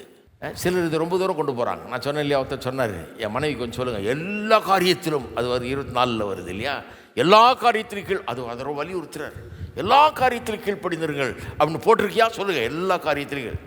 ஆமாம் சொல்லியிருக்கு. அதுக்கு நீங்கள் தூக்கில் தொங்க சொன்னால் தொங்கிடணுமா? இல்லை கர்த்தருடைய கட்டளைக்கு விரோதமாக எதையாவது செய்ய சொல்லிடணுமா? கர்த்தருடைய கட்டளைன்னு ஒன்று இருக்கு இல்லையா, அதுக்கு விரோதம். பாருங்கள், பேதுருவையும் யோவானையும் கொண்டு போய் சிறையில் வச்சாங்க பிரசங்கம் பண்ணதுனால. இந்த இயேசுவின் நாமத்தை பிரசங்கம் பண்ணாத, இது சொல்கிறதுனால தான் சோமாச்சுன்ற, இந்த இயேசுவின் நாமத்தை பிரசங்கம் பண்ணக்கூடாதுன்னு மேலே பயமுறுத்துகிறாங்க, கட்டளையிடுறாங்க. பேதுரு சொல்கிறாரு, நான் உனக்கு கீழ்ப்படுகிறதா, அவங்க அதிகாரிங்க, உனக்கு கீழ்ப்படுகிறதா அல்லது கர்த்தருக்கு கீழ்ப்படுகிறதா? பேதுரு, பவுல் எல்லாருமே அரசாங்கத்துக்கு, தமக்கு மேலுள்ளவர்களுக்கு கீழ்ப்படிந்திருக்கவனும் போதிக்கிறாங்க. அதை கவனிக்கணும். கீழ்ப்படிந்திருக்கவனும் மற்ற இடங்கள்லாம் போதிக்கிறாங்க. ஆனால் இப்போ ஏன் அதிகாரிக்கு ஏன் கீழ்ப்படிய மாட்டேன்றாங்க? நீ சொல்கிறத நான் செய்ய மாட்டேன், உனக்கு கீழ்ப்படியதா கடவுளுக்கு கீழ்ப்படி, நான் கடவுளுக்கு தான் கீழ்ப்படிவேன் அப்படின்றாரு. ஏன்னா இது கடவுளுக்கு ஏற்றது கிடையாது, இது நியாயமானது கிடையாது, கடவுளுடைய பார்வையில் சரியானது கிடையாது. ஆகவே நான் கீழ்ப்படிய மாட்டேன்னு சொல்லுவேன். அப்போ கீழ்ப்படிந்திருக்க வேணும்னு சொல்கிறது, அதில் ஒரு லிமிட் இருக்குது, ஒரு எல்லை இருக்கிறது. கர்த்தர்கிட்டருந்து டைரெக்டாக சில காரியங்கள் நமக்கு சொல்லப்பட்டிருக்கிறது. அதை மீறி நம்ம செய்யும்படி புருஷனே சொன்னாலும் அதை செய்ய அவசியம் இல்லை. ஏனென்று சொன்னால் அது கர்த்தருக்கு ஏற்றது கிடையாது. கர்த்தருக்கு கீழ்ப்படுகிறது போல. அப்போ கர்த்தருக்கு கீழ்ப்படுகிறது போல இந்த ஆள் கர்த்தர் மாதிரி இருக்கணும், கர்த்தர் சொல்கிற மாதிரி சொல்லணும், கர்த்தர் என்ன சொல்வாரோ அது மாதிரி சொல்லணும். அப்போ தான் கீழ்ப்படிய முடியும். சரி, அப்போ இது ஏற்றுக்கொள்வது எவ்வளோ சுலபமாக இருக்குது பாருங்க. இப்போ நான் விளக்குன உடனே ஏற்றுக்கொள்வது எவ்வளோ சுலபமாக இருக்குது, இது எவ்வளோ நியாயம்னு உங்களுக்கு விளங்குது. ஏன் இப்படிலாம் மனைவிகளை பற்றி சொல்கிறாரு, சில கடுமையான வார்த்தைகள் சொல்கிறாரு. இப்போ பாருங்கள், 1 தீமோத்தேயு 2 வரும்போது நான் காண்பிப்பேன் உங்களுக்கு. அங்கே சொல்கிறாரு, மனைவிகள் புருஷர் மேல் அதிகாரம் செலுத்துவதற்கு நான் அனுமதி கொடுக்கறது இல்லைங்கிறார். I don't permit women to have authority over men. இதெல்லாம் கேட்கும்போது பெண்களுக்கு என்ன இந்த பவுல் இந்த பவுல் இல்லைன்னா பைபிளில் நல்லாயிருக்கும் அப்படிங்கிறது வந்துருச்சு. ஏன்னு சொல்கிறாரு, அதிகாரம் செலுத்துவதற்கு நான் உத்தரவு கொடுக்கறது இல்லைன்னா என்ன அர்த்தம்? அப்பா 3:16 எனக்கு ஞாபகம் இருக்குது. ஆதியா 3:16 ஞாபகம் இருக்குது. ஒரு பெண் தன்னுடைய புருஷன் மேலே அதிகாரம் செலுத்த விரும்பினா நல்ல கவனி, அது கெட்ட அதிகாரமாக இருக்கும். அவனை கண்ட்ரோல் பண்ணி அவனை நாசமாக்குகிற அதிகமாக, குடும்பத்தை கெடுக்கிற அதிகாரமாக இருக்கும். அந்த கெட்ட விதத்தில் கண்ட்ரோல் பண்ணுற அப்படிப்பட்ட ஒரு கண்ட்ரோலாக இருக்கும். அப்படி அதை நான் அனுமதிப்பது இல்லை என்றார். அதனால தான் அப்படி சொல்கிறாரு. அப்படி அதிகாரம் செலுத்த நான் அனுமதிப்பது இல்லை. ஏன்னா அந்த ஒரு இது வந்துருச்சு, பாவத்தின் மூலமாக இந்த சாவ கேடு உள்ளே வந்துருச்சு, அது வேலை செய்யும். அதனால் ஜாகிரதையாக இருக்கணும் அப்படிங்கிறாரு. ஏன் அதிகாரம் செலுத்த பார்க்குறா? ஏன்னா அது பாவத்தின் மூலமாக வந்த ஒரு காரியம் என்று சொல்லுகிறார். சரி, கர்த்தருக்கு ஏற்றபடி அப்படின்னு வருது, கர்த்தருக்கு கீழ்ப்படுகிறது போல அப்படின்னு வருது. அப்போ அதனுடைய அர்த்தம் என்ன? கர்த்தர் சிருஷ்டிக்கும் போதே கிரியேட்டட் ஆர்டரை கவனிக்கணும். அதெல்லாம் வேறு இடத்துல இருக்குது, பிறகு வருவோம். கிரியேஷன் ஆர்டரை கவனிங்க. யாரை முதல்ல சிருஷ்டித்தார்? மனுஷனை முதல்ல சிருஷ்டித்தார். பெண்ணை பிறகு தான் சிருஷ்டித்தார். மனுஷனை சிருஷ்டித்த உடனே எது நல்லது எது கெட்டது எல்லாத்தையும் மனுஷனுக்கு போதிச்சிட்டார். பெண்ணுக்கு ஒன்றுமே சொல்லலை. ஏனென்றால் புருஷன் குடும்பத்துக்கு தலையாயிருந்து தலைமை வகித்து அந்த பெண்ணுக்கு சொல்ல வேண்டியதெல்லாம் இவன் சொல்ல வேண்டும். அதுக்காக தான் மனைவிகிட்ட ஒன்று அதுலேயே அந்த ஆர்டர்லேயே எஸ்டாப்ளிஷ் பண்ணிட்டார். முதல்ல மனுஷனை உண்டாக்கி அவனுக்கு எல்லாத்தையும் சொல்லிவிட்டு பெண்ணுக்கு ஒன்றுமே சொல்லலை. ஏன்னா நீ சொல்லு, உன் வேலை அது, நீ தானே தலைவன், நீ சொல்லு அப்படிங்கிற மாதிரி விடுறார். அது ரொம்ப முக்கியமான ஒரு காரியம். அது மட்டும் இல்லை, ரெண்டாவது ஒரு காரியம் பைபிள் போதிக்குது இன்னொரு இடத்துல. ஆணை முதல்ல சிருஷ்டித்தது மட்டும் இல்லை, ஆணிலிருந்து தான் பெண் என்ன பண்ணாள் எடுத்தார். இதெல்லாம் வச்சு தான் இங்கே வேத வசனம் சொல்லுது, இது ஒரு legally binding commandment of the almighty God. எது? இந்த மனைவி புருஷனுக்கு கீழ்ப்படிந்திருக்க வேணுங்கிறது தேவன் கொடுக்கிற ஒரு கட்டளையாக இருக்கிறது. எதன் அடிப்படையில் கட்டளை கொடுக்கப்படுகிறது? ஆணை கடவுள் அப்படிப்பட்ட ஒரு ஸ்தானத்தில் வச்சிட்டாரு. துவக்கத்திலே சிருஷ்டிப்பிலே அப்படி உண்டாக்கிட்டார். அவனை முதல்ல உண்டாக்குறதன் மூலமாக, அவள்கிட்ட ஒன்றும் சொல்லாததன் மூலமாக, இவனை சொல்ல எதிர்பார்க்கறதன் மூலமாக அவனை தலைவனாக ஆக்கிட்டார்ன்றது விளங்குது. அவன் தான் எல்லா மிருகங்களுக்கு பேரிட்டான். அவன் தான் அங்கே லீடர்ஷிப் எக்ஸசைஸ் பண்ணுறான். அதுக்கப்புறம் தான் பெண் வர்றா. அதை காமிச்சிட்டார் ஆண்டவர். அவனுக்குள்ளே இருந்து தான் பெண்ணை உண்டாக்குறார். சரி, மூணாவது, இது ஏற்றுக்கொள்கிறதுக்கு எவ்வளோ சுலபமாக இருக்குது பாருங்கள். இப்படி சொல்லும்போது சில நேரத்தில் பிரசங்கியார்களையும் கொஞ்சம் இது பண்ண வேண்டியதாக தான் இருக்குது. ஏன்னா சில நேரத்தில் பிரசங்கியார் நீ அடங்கியிரு, ஒருத்தர் கேட்டுட்டு இருந்த பாருங்க, சொல்கிறார் மரியாதையா புருஷனுக்கு அடங்கியிரு. எப்படி இருக்கும் பெண்களுக்கு? கொஞ்சம் விளக்கி சொல்லக்கூடாதா? கிறிஸ்தவ பிரசங்கியாருங்க சில நேரத்தில் யார் நமக்கு எதிர உட்காந்துருக்கா, எப்படி பவுலுடைய மெத்தடெல்லாம் ஃபாலோ பண்ண சொல்கிறார். நான் மன்றாடுகிறேன், பிலமோன்ட்டு சொல்கிறார், நான் உன்ட்ட மன்றாடி கேட்டுக்கொள்கிறேன்றார். தேவனுடைய இரக்கங்களை முன்னிட்டு உங்களுக்கு வேண்டிக் கொள்ளுகிறேன்றார். என்ன அழகாக பேசுகிறார் பாருங்கள். பெரிய அப்போஸ்தலன், தேவனால் அழைக்கப்பட்டவர், அபிஷேகம் பண்ணப்பட்ட, மரியாதையேறு தொலைச்சி விடுவேன்னு சொல்லலாம். நீங்கள் யூடியூப்பில் பாரு, நிறைய ஆளுங்க அந்த மாதிரி பேசுகிறான், மரியாதையோ இரு தொலைச்சி. நான் கூட பிரசங்கம் பண்ண ஆரம்பித்த காலத்தில் கிளாஸில் ப்ரீச்சிங் கிளாஸில் ஒன்று வைப்பாங்க பாருங்கள், அது வீடியோலாம் எடுப்பாங்க. அதில் இப்படி பிரசங்கம் பண்ணிட்டுருந்தேன். அந்த ப்ரொஃபஸர் எழுந்திரிச்சு சொல்கிறார்ப்பா சாம், ஓகே பரவாயில்ல பேசுகிற, ஆனால் இந்த இப்படி காட்டுறதை விட்டுருன்ட்டார். இப்படி காட்டாதையா, இப்படின்ற அப்புறம் இப்படின்ற குத்தி பல்ல உடச்சிடுவேன்ற மாதிரி இருக்குது, இப்படின்னா உதப்பேன்ற மாதிரி இருக்குது. இதெல்லாம் இப்படி காட்டக்கூடாது, இப்படியும் காட்டக்கூடாது. இப்படி காட்டியா அப்படின்னாரு.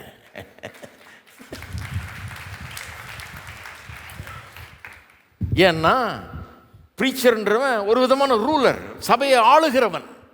புருஷன் எப்படி மனைவி ஆளுறானோ அதே மாதிரி சர்ச்சில் ஒரு லீடர்ஷிப் இருக்குது, சபையில் பாஸ்டர் கொடுக்கப்பட்டிருக்குது. அந்த லீடர்ஷிப் எப்படி இருக்கணும்? புருஷன் எப்படிப்பட்ட லீடர்ஷிப் உடையவனாக இருக்கணும்னா அதே மாதிரி தான் இருக்கணும். அவன் எப்படி இருக்கணும்? உயிரே கொடுக்கக்கூடியவனாக இருக்கணும், மனத்தாழ்மை உள்ளவனாக இருக்கணும், இயேசுவின் சிந்தையை உடையவனாக இருக்கணும். அப்போ பாஸ்டர் எப்படி இருக்கணும்?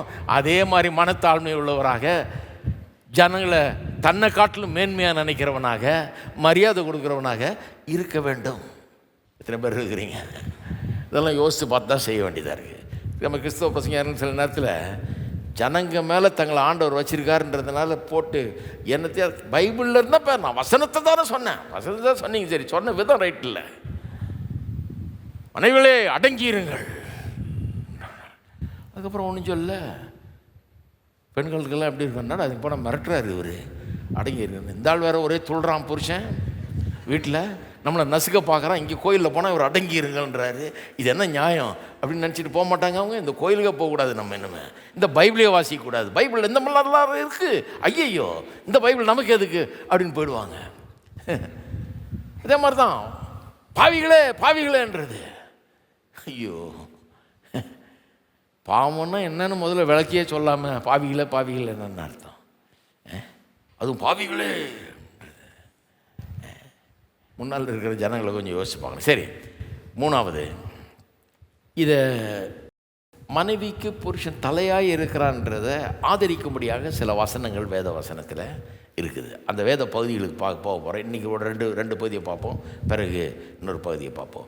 1 பேதுரு 3ஆம் அதிகாரத்துக்கு திருப்புங்க. 1 பேதுரு 3ஆம் அதிகாரம். இன்றைக்கி ஒரு பகுதி தான் பார்க்க முடியும்னு நினைக்கிறேன், பட் பரவாயில்ல, எத்தனை பகுதி பார்க்க முடியுமோ பார்ப்போம். 1 பேதுரு 3ஆம் அதிகாரம் 1லேருந்து 6 வசனம் வரைக்கும் பார்க்க போகிறோம். 1ஆம் வசனத்தை வாசிக்கிறேன் பாருங்கள். அந்தப்படி மனைவிகளே உங்கள் சொந்த புருஷர்களுக்கு கீழ்ப்படிந்திருங்கள்.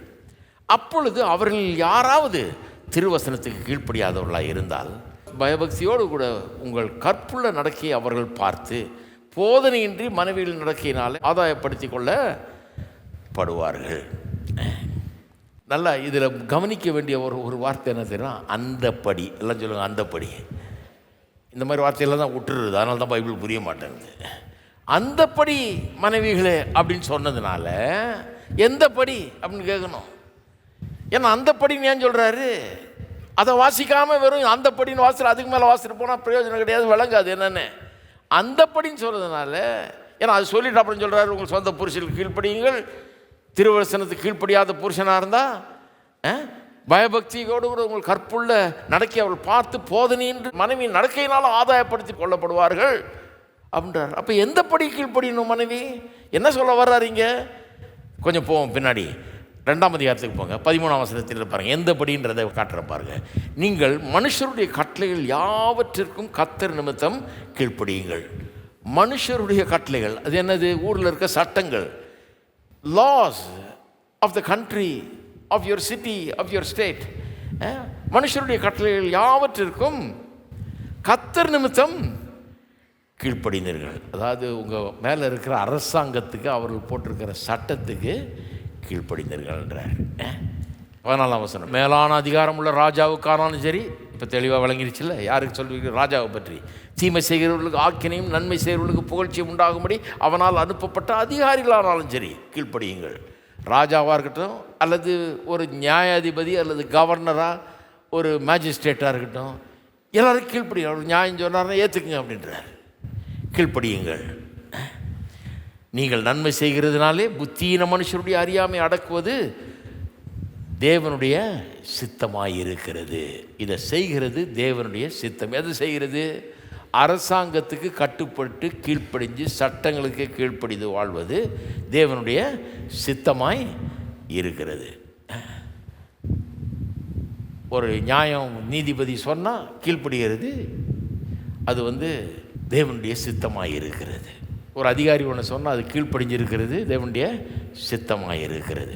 அந்த காலத்தில் ரோமாபுரியுடைய ஆளுகை கீழே இவங்க இருந்தாங்க. உள்ளத்தில் யூதர்களுக்கு ரோமாபுரியினுடைய அரசாட்சியே பிடிக்காது.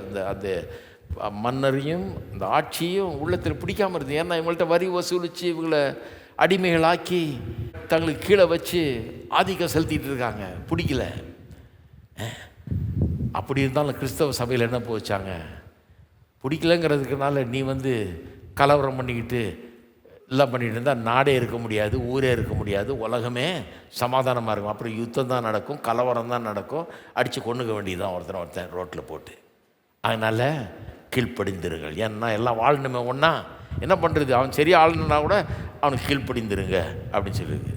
எப்படி கீழ்ப்படிந்திருக்கணும்?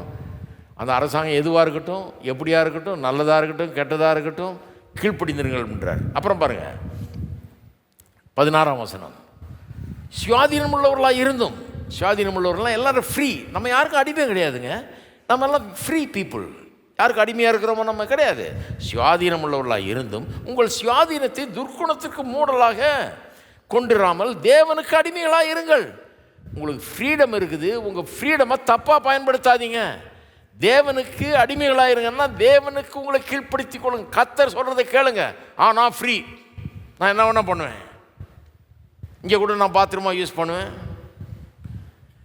ரோட்டில் இப்படியும் போவேன் அப்படியும் போவேன், ஒன் வேலையும் போவேன், டூ வேலையும் போவேன், ரைட் சைட்லேயும் ஓட்டுவேன், லெஃப்ட் சைட்லேயும் ஓட்டுவேன். நடக்காதுன்றாரு. கர்த்தர் சொல்லியிருக்கிறாரு கீழ்ப்படிஞ்சிருங்க. அதனால கர்த்தருக்கு கட்டுப்பட்டு, கர்த்தர் சொல்கிறாருன்றதுனால கட்டுப்பட்டு கரெக்டாக கீழ்ப்படிந்திருங்கன்றாரு. எல்லாரையும் கனம் பண்ணுங்கள். எல்லாம் சொல்லுங்கள், எல்லாரையும் கனம் பண்ணுங்கள். அப்படின்னா என்ன அர்த்தம்? எல்லாரையும் உங்களை காட்டிலும் பெரியவங்களா நினைங்க. இதெல்லாம் பண்ணால் உலகமே மாறிடும். உலகமே மாறிடும். எல்லாரையும் கனம் பண்ணுங்கள். சகோதரரிடத்தில் அன்பு கூறுங்கள். தேவனுக்கு பயந்துருங்கள். ராஜாவை கனம் பண்ணுங்கள். எப்பவுமே மற்றவங்கள உங்களை காட்டிலும் மேலானவர்களாக கிறிஸ்தவ போதனை பாருங்கள் எப்படி இருக்குதுன்னு. எந்த விதமான அரசாங்கத்தை மதிக்கணும், அவங்களுடைய மாரல் ஸ்டாண்டர்ட்ஸ் என்ன, அதெல்லாம் பார்த்து நீ பண்ணு அப்படின்னு சொல்லலை. அவங்களுக்கு பொதுவாக அவங்களுடைய சட்டங்களுக்கு கீழ்ப்படிஞ்சிருங்க. ஏன்னா நாட்டில் அமைதி இருக்கணும், எல்லாரும் வாழணும். இப்போ எல்லாம் ஒத்துழைச்சா தான் நல்லா இருக்க முடியும். எல்லாம் இப்படி போனால் அப்படி போகணும், இந்த பக்கம் வராதானே அப்படி வரக்கூடாது, இங்கே இதை பண்ணாதானே பண்ணக்கூடாது, இங்கே குப்பையை கொட்டாதானே கொட்டக்கூடாது, அப்படி இருங்கன்றார். சரி, 18ஆம் வசனம். வேலைக்காரரே, அந்தப்படி மனைவிகளேன்னு சொன்னதுக்கு அர்த்தத்தை பார்க்குறோம். வேலைக்காரரே, அதிக பயத்துடனே உங்கள் எஜமான கீழ்ப்படிந்திருங்கள். அரசாங்கத்துக்கு சட்டங்களுக்கு கீழ்ப்படிகிறது மட்டும் இல்லை, இப்போ வேலைக்காரங்கள் எஜமான்களுக்கு எப்படி கீழ்ப்படிந்திருங்கன்றாரு. நல்லவர்களுக்கும் சாந்த குணம் உள்ளவர்களுக்கும் மாத்திரமல்ல, முரட்டு குணம் உள்ளவர்களுக்கும் கீழ்ப்படிந்திருங்கள். வேலைக்கு போனீங்கன்னா எங்கே போனாலும் எவனாவது ஒருத்தர் முரடாக இருப்பான் இல்லையா? ஒருத்தர் சொல்கிறார், எனக்கு இந்த உலக வேலை எனக்கு பிடிக்கலையா, மோசமாக இருக்கிறாங்க ஆளுங்க, நீங்கள் எனக்கு ஒரு வேலை கொடுத்துருங்க. அவன் நினச்சிட்டு இருக்கார் நாங்களாம் ரொம்ப பர்ஃபெக்ட்னு. எங்கே போனீங்கனாலும் பிரச்சனை இருக்குங்க. உங்களுக்கு மேலே இருக்க ஆளோட பிரச்சனை வர வாய்ப்பு இருக்கிறது. சில ஆளுங்க கொஞ்சம் ரஃப் அண்ட் டஃப்பாக தான் இருப்பாங்க. முரட்டு குணம் உள்ளவர்களுக்கு கீழ்ப்படிந்திருங்கள். அந்த படின்னு சொன்னதுனால அதனுடைய அர்த்தத்தை பார்க்குறோம். எந்த படி கீழ்ப்படினான்? ஏனெனில் தேவன் மேல் பற்றுதலாக இருக்கிற மனசாட்சி நிமித்தம் ஒருவன் அநியாயமாக பாடுபட்டு உபத்திரவங்களை பொறுமையாய் சகித்தால் அதுவே பிரீதியாக இருக்கும். ரொம்ப பாடுபட்டு மனசாட்சி நிமித்தம் அநியாயமாக பாடுபட்டு உபத்திரவங்களை பொறுமையாய் சகித்தால் அது தேவனுக்கு பிரீதியாக இருக்குமா? நீங்கள் குற்றம் செய்து அடிக்கப்படும் போது பொறுமையோடு சகித்தால் அதனால் என்ன கீர்த்தி உண்டு? நீங்கள் நன்மை செய்து பாடுபடும் போது பொறுமையோடு சகித்தால் அதுவே தேவனுக்கு முன்பாக பிரீதியாக இருக்கும். தப்பு செஞ்சுட்டு அதனால் பாடுபட்டு அதனால் என்ன கீர்த்தி உண்டாக போகிறது, பேர் உண்டாக போகிறது? நன்மை செஞ்சு பாடுபட்டால் தான் அதனால் உங்களுக்கு தேவனுக்கு முன்பாக பிரீதியாக இருக்கும். இதற்காக நீங்கள் அழைக்கப்பட்டும் இருக்கிறீர்கள். இப்படி வாழ்கிறதுக்கு தான் நம்ம அழைக்கப்பட்டிருக்கோன்றார். ஏனெனில் கிறிஸ்துவ உங்களுக்காக பாடுபட. டக்குன்னு கிறிஸ்துவ கொண்டு வந்துட்டார் பாருங்கள். பவுலும் பேதுரும் எல்லாம் ஒன்று. மற்றவங்களை உங்களை காட்டிலும் மேலானவர்களாக எண்ணுங்க. உங்களை பற்றியே சிந்திக்காமல் மற்றவங்களை பற்றியே நினச்சி பாருங்கள். வாதினாலாவது வீண் பெருமையினால எதையும் செய்யாதீங்க அப்படிலாம் சொல்லிட்டு கிறிஸ்துவில் இருந்த இதே சிந்தையே உங்களுக்கு இருக்கிறவன்றார். இவரும் அதே மாதிரி தான் சொல்கிறாரு. உங்களுக்கு மேலே இருக்கிற ஆள் கொஞ்சம் முரட்டு குணமாக உள்ளவர்களாக இருந்தாலும் சரி, ஒருவேளை சில அநியாயமாக உங்களை நடத்தினாலும் சரி, அநியாயமாக நடத்துகிற இடங்களில் வேலை செஞ்சிங்கன்னா நான் உங்களுக்கு சொல்கிறேன், பேசாமல் வேலை செய்யுங்க. அவங்க என்ன செய்யணுமோ, எது கரெக்டாக செய்யணுமோ, சட்டப்படி நீங்கள் ஏற்றுக்கொண்ட அந்த அக்ரிமெண்ட் படி என்ன வேலை செய்யணுமோ செய்யுங்க. ஐயோ எனக்கு ஏற்ற சம்பளம் கொடுக்கல, எனக்கு சரியாக பண்ணலை, என்ன அதை விடுங்க. கர்த்தர் உங்களை சரியாக கவனிப்பார். ஐ சர்வீஸாக வேலை செய்யக்கூடாதுன்றாங்க. அதாவது யாரோ பார்க்குறாங்கன்றதுக்காக வேலை இல்லை, இவனை அவனையும் திருப்திப்படுத்துறதுக்காக இல்லை, கடவுளை திருப்திப்படுத்துறதுக்காக வேலை. இதெல்லாம் மார்ட்டின் லூத்தர் காலத்தில் வந்த ஒரு ப்ராட்டஸ்டன்ட் ஒர்க் எத்திக்னு சொல்லுவாங்க. வேலை செய்வதை குறித்து மார்ட்டின் லூத்தர்லாம் போதிச்ச ஒரு காரியம். கடவுளுக்கும் அதனால தான் பாருங்கள், ஸ்விஸ்காரன் அந்த மாதிரி வாட்ச் பண்ணுறான்.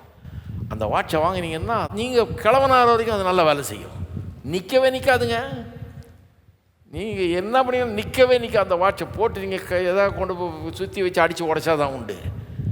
அது பாட்டுக்கு ஓடிட்டுருக்கோம். விலை ஜாஸ்தி, ஆனால் அது பாட்டுக்கு ஓடிட்டுருக்கோம். அவனுக்கு அதில் ஒரு பெருமை, இதை நான் பண்ணேன், நான் கடவுளால் உண்டாக்கப்பட்டவன், எனக்கு நல்ல அறிவை கொடுத்துருக்காரு கடவுள், என்னுடைய ப்ராடக்டை பார் எப்படி இருக்குன்னு காமிக்கிறான். நீங்கள் ஜெர்மன் தேசத்துக்கு போனீங்கன்னா அவங்க கதவுகள், அவங்க ஜன்னல்கள், அவங்களுடைய வாட்சிகள், அவங்களுடைய மிஷின்கள் எல்லாம் பார்த்தீங்கன்னா என்ன ப்ரிசைஸாக இருக்குன்றீங்க, எப்படி இருக்கு, நுணுக்கமாக செய்கிறான். ரஃப்பாக அடிச்சு விடுறது கிடையாது, ரொம்ப நுணுக்கமாக செய்கிறான், ரொம்ப கரெக்டாக இருக்கும் எல்லாம். ஏன்னா அந்த ப்ராட்டஸ்டன்ட் ஒர்க் எத்திக்லேருந்து வருது. அப்போ கிறிஸ்து நம்ம பார்க்குறாரு, கடவுள் எனக்கு கொடுத்த ஒரு வரம், எனக்கு கொடுத்த ஒரு கிருபை, எனக்கு கொடுத்த ஒரு தொழில், எனக்கு கொடுத்த ஒரு திறமை. ஆகவே என் ஒர்க்கை பார்த்து கடவுள் பெருமைப்படணும். என் ஆள் பார் எப்படி செஞ்சுருக்கிறான், அந்த மாதிரி வேலை செய்கின்றாரு. ஊரில் இருக்கிற முதலாளி சம்பளம் கொடுத்தானா இல்லையான்றது பிரச்சனை இல்லை, அதை கவனிக்காதீங்க. ஏன்னா கத்தர் இவன் கொடுக்கலனா பிரமாதமான ஒரு இடத்துக்கு உங்களை கொண்டு போவார். நீங்கள் உயர்றதை யாரும் தடுத்து, நீ நல்லா வேலை செய்கிற ஆள் உயர்றதை எவனும் தடுத்து நிறுத்த முடியாது பாருங்கள். எங்கே போனாலும் நீங்கள் நல்லா இருப்பீங்க, இந்த நாட்டிலையும் சரி எந்த நாட்டிலையும் சரி, எங்கே போனாலும் நல்லா இருப்பீங்க, யாரும் தடுத்து நிறுத்த முடியாது. அதனால் எதிரிகளை குறித்து உங்களுக்கு யார் சதி பண்ணாங்க, இவன் செய்வனை வச்சுட்டான், அவன் அதை வச்சுட்டான், நீங்கள் செய்ய வேண்டியதை கரெக்டாக செய்யுங்க. அவன் என்ன செய்வனை வைக்கிறது, நீங்கள் கரெக்டாக செய்யுங்க. செய்தீங்கன்னா எவரும் உங்களுடைய உயர்வை தடுத்து நிறுத்தவே முடியாது. உங்களுடைய திறமையை வளர்த்துக்கிட்டிங்கன்னா, நீங்கள் உண்மையாக கடவுளுக்கு முன்னால் செய்கிற வேலையை அப்படி நினச்சி செஞ்சீங்கன்னா, உண்மையாக செய்தீங்கன்னா, நியாயமாக செஞ்சீங்கன்னா, அந்த உணர்வோடு செஞ்சீங்கன்னா, இன்னைக்கு இல்லை என்னைக்காவது ஒரு நாள் உயர்ந்திருப்பீர்கள், வாழ்ந்திருப்பீர்கள். மனசாட்சியின்படி செஞ்சால், உண்மையாக செஞ்சால் கண்டிப்பாக உயர்ந்திருப்பீங்க. இந்தபடி தான் நடந்துக்கணுன்றார். கிறிஸ்து உங்களுக்காக பாடுபட்டு தம்முடைய அடிச்சுவடுகளை தொடர்ந்து வரும்படி உங்களுக்கு மாதிரியை பின் வைத்து போனார். கிறிஸ்துவை பாருங்க, பாடுபட்டார். எப்படி பாடுபட்டார்? அவரை அடித்தது நியாயமா? அவரை கொன்னது நியாயமா? சிறுவையில் தொங்க விட்டது நியாயமா? அது சரியான செயலா? என்ன தப்பு பண்ணார்? திருடினாரா? கொலை பண்ணாரா? யாருக்காவது தீமை செஞ்சாரா? பொய் பேசினாரா? ஏதாவது பண்ணாரா? அவர்கிட்ட என்ன குற்றம் இருக்கிறது? பிலாத்து கையை கழுவிட்டான். இவர்கிட்ட ஒரு குற்றத்தையும் நான் காணவே இல்லைன்னா இருந்தால் கூட மாப் ஒரு பெரிய கூட்டம் இந்த மாதிரி நியாயத்தை எங்கேயுமே பார்க்க முடியாது. நீங்கள் கோர்ட்டில் போயிட்டு ஒரு கும்பல் போய் நின்றுட்டு ஜட்ஜிக்கிட்ட இவருக்கு தண்டனை கொடுங்கன்னா கொடுத்துருவாரா? மெஜாரிட்டி கணக்கை பார்த்து கொடுக்குறாங்க, தண்டனை கிடையாது. நியாயம் இருக்குதா? அவங்க கான்ஸ்டிடியூஷனை பார்த்து, லாஸை பார்த்து, சட்டம் என்ன சொல்லுதுன்னு பார்த்து அதன்படி இவனுக்கு தண்டனை கொடுக்கலாம்னு தான் கொடுப்பாங்களோ ஒழிய, இவன் சார்பில் இவனுக்கு எதிராக 50 பேர் வந்திருக்கிறாங்க, அடுத்த ஆளுக்கு எதிராக 10 பேர் தான் வந்திருக்கிறாங்க, அதனால் 50 பேர் வந்திருக்கிறனால இவனுக்கு கொடுப்பேன் அப்படின்னு அப்படி தான் இயேசுவுக்கு நடந்தது. வெளியே நின்று கத்துது, பரபாசை விடுதலை செய்யுங்கள், இயேசுவை சிலுவையில் அறையுங்கன்னு.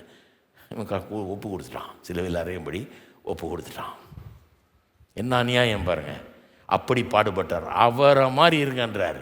ஆனால் அப்படி பாடுபட்டதுனால தான் இப்போ ஏற்பட்ட உயர்வு.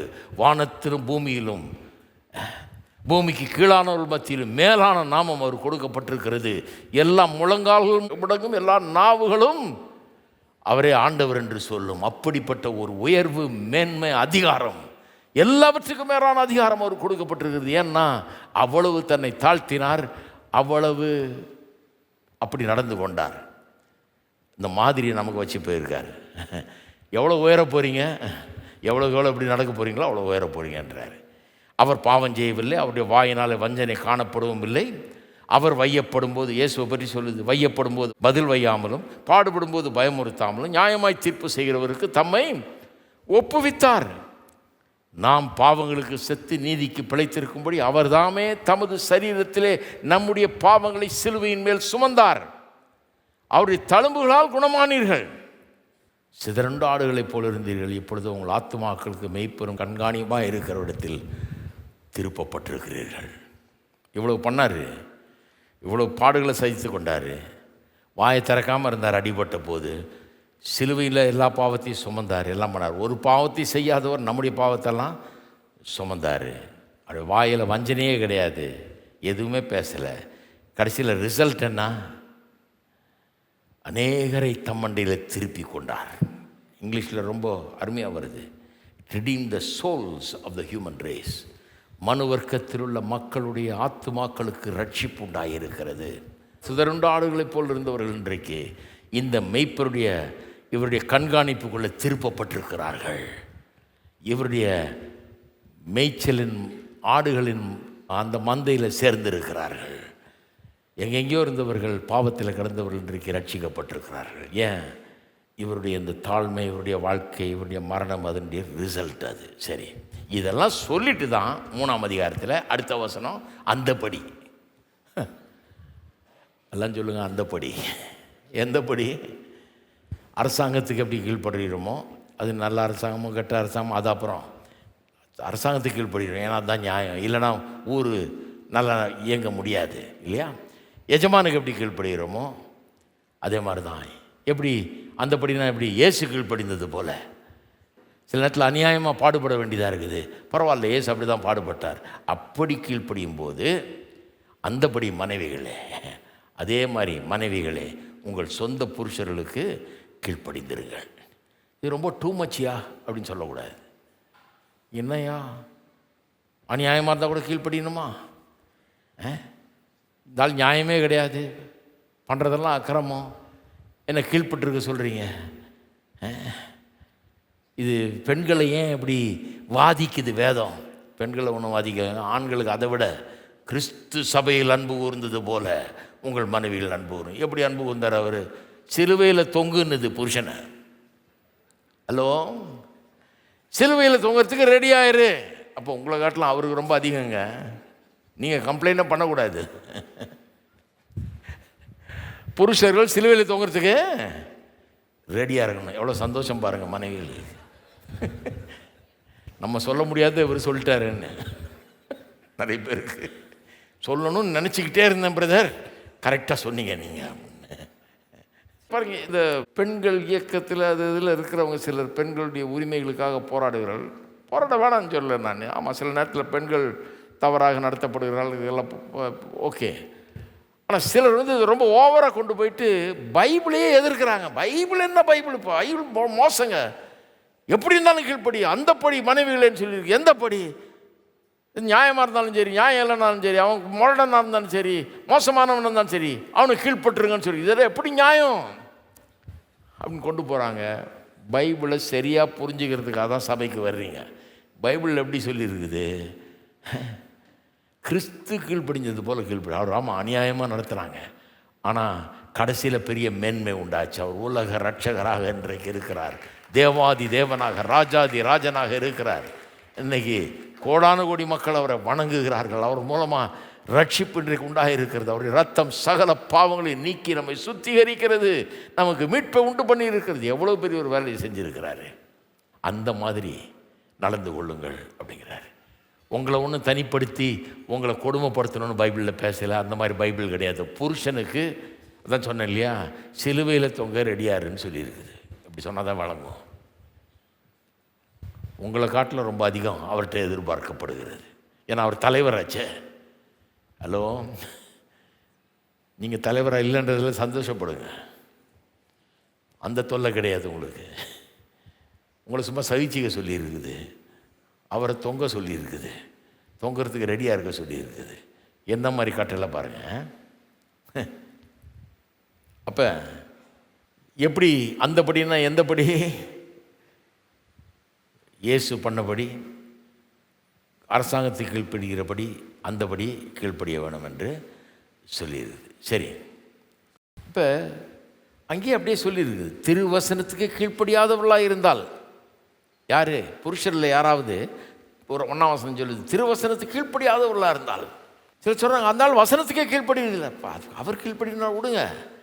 அவர் கீழ்ப்படியாததுனால தான் நீங்கள் இவருக்கு இன்னும் கீழ்ப்படிஞ்சிருக்கணும். ஏன்னா இந்த வசனத்துக்கு கீழ்ப்படியாத ஆள் பயபக்தியோட கூடிய உங்களுடைய கற்புள்ள நடக்கை அவர்கள் பார்த்து போதனையின்றி, சொல்லுங்க போதனையின்றி. சில அம்மாமார் வீட்டில் பைபிள் எடுத்து தான் பாரு கவனி அவனு பிரசங்கம் பண்ண ஆரம்பிச்சான். பிரசங்கமே பண்ணாதீங்கன்றார். போதனையின்றி மனைவிகளின் நடக்கையினாலே ஆதாயப்படுத்தி கொள்ளப்படுவார்கள். நிறைய பார்த்துருக்கிறேன் நான். மனைவியின் நடக்கையினாலே ஆதாயப்படுத்தி கொள்ளப்பட்டவர்கள் ஏராளமான பேர் நான் பார்த்துருக்கிறேன். ஆதாயப்படுத்தி கொள்ளப்படுவார்கள். எந்த மாதிரி புருஷனாக இருந்தால் என்ன? கிறிஸ்துவ நம்புறது இல்லைங்க, கோயிலுக்கு அவர் வர்றது இல்லைங்க, ஒழுங்காக நடந்துக்கிறது இல்லைங்க. அதனால் இன்னும் அதிகமாக உங்களை கீழ்ப்படுத்தி கொண்டு ரொம்ப கரெக்டாக இருங்க அப்படின்னு சொல்லியிருக்குது வேதம். அந்த ஆள் அப்படி இருக்கிறாரு. இவங்க என்ன பண்ணுறது? வீட்டில் ஒழுங்காக சோறே ஆக்கிறது இல்லை, எல்லா உபவாச ஜபத்துலேயும் ஆஜராகிடுறது, எல்லா முழு இரவு ஜபத்துலேயும் போய் இருந்துடுறது. அந்தால கேட்ட என்ன சொல்கிறாரு, சரிங்க ஜபம் பண்ணட்டும், அதுக்குன்னு சோறு இல்லாமல் ஆக்கினா அப்படி நானும் பிள்ளைங்களை வீட்டில் உட்காந்துருக்குறோம், நீ ஜப கூட்டத்துக்கு வான்னு தந்து எனக்கு அது பிடிக்கலைங்க, நான் வீட்டில் இருக்கிற ஆளுக்கு சோறு ஆக்கி போட்டு வரலாம் இல்லையா ஜப கூட்டத்துக்கு. அதுதான் சொல்லுது வேதம். ரொம்ப கரெக்டாக இருக்கணும். அந்த மாதிரி ஆள்கிட்ட உங்கள் மேலே குறை சொல்லாதபடிக்கு ஜாக்கிரதையாக இருக்கணும். ஏன்னா உங்களுடைய நடக்கையை கண்டு போதனையின்றி அவர்கள் ஆதாயப்படுத்தி கொள்ளப்படுவார்கள். போதனையின்றி ஆதாயப்படுத்தி கொள்ளப்பட முடியும். அப்போ அவர் கீழ்ப்படிந்திருங்கள் அப்படின்னு சொல்லியிருக்கு.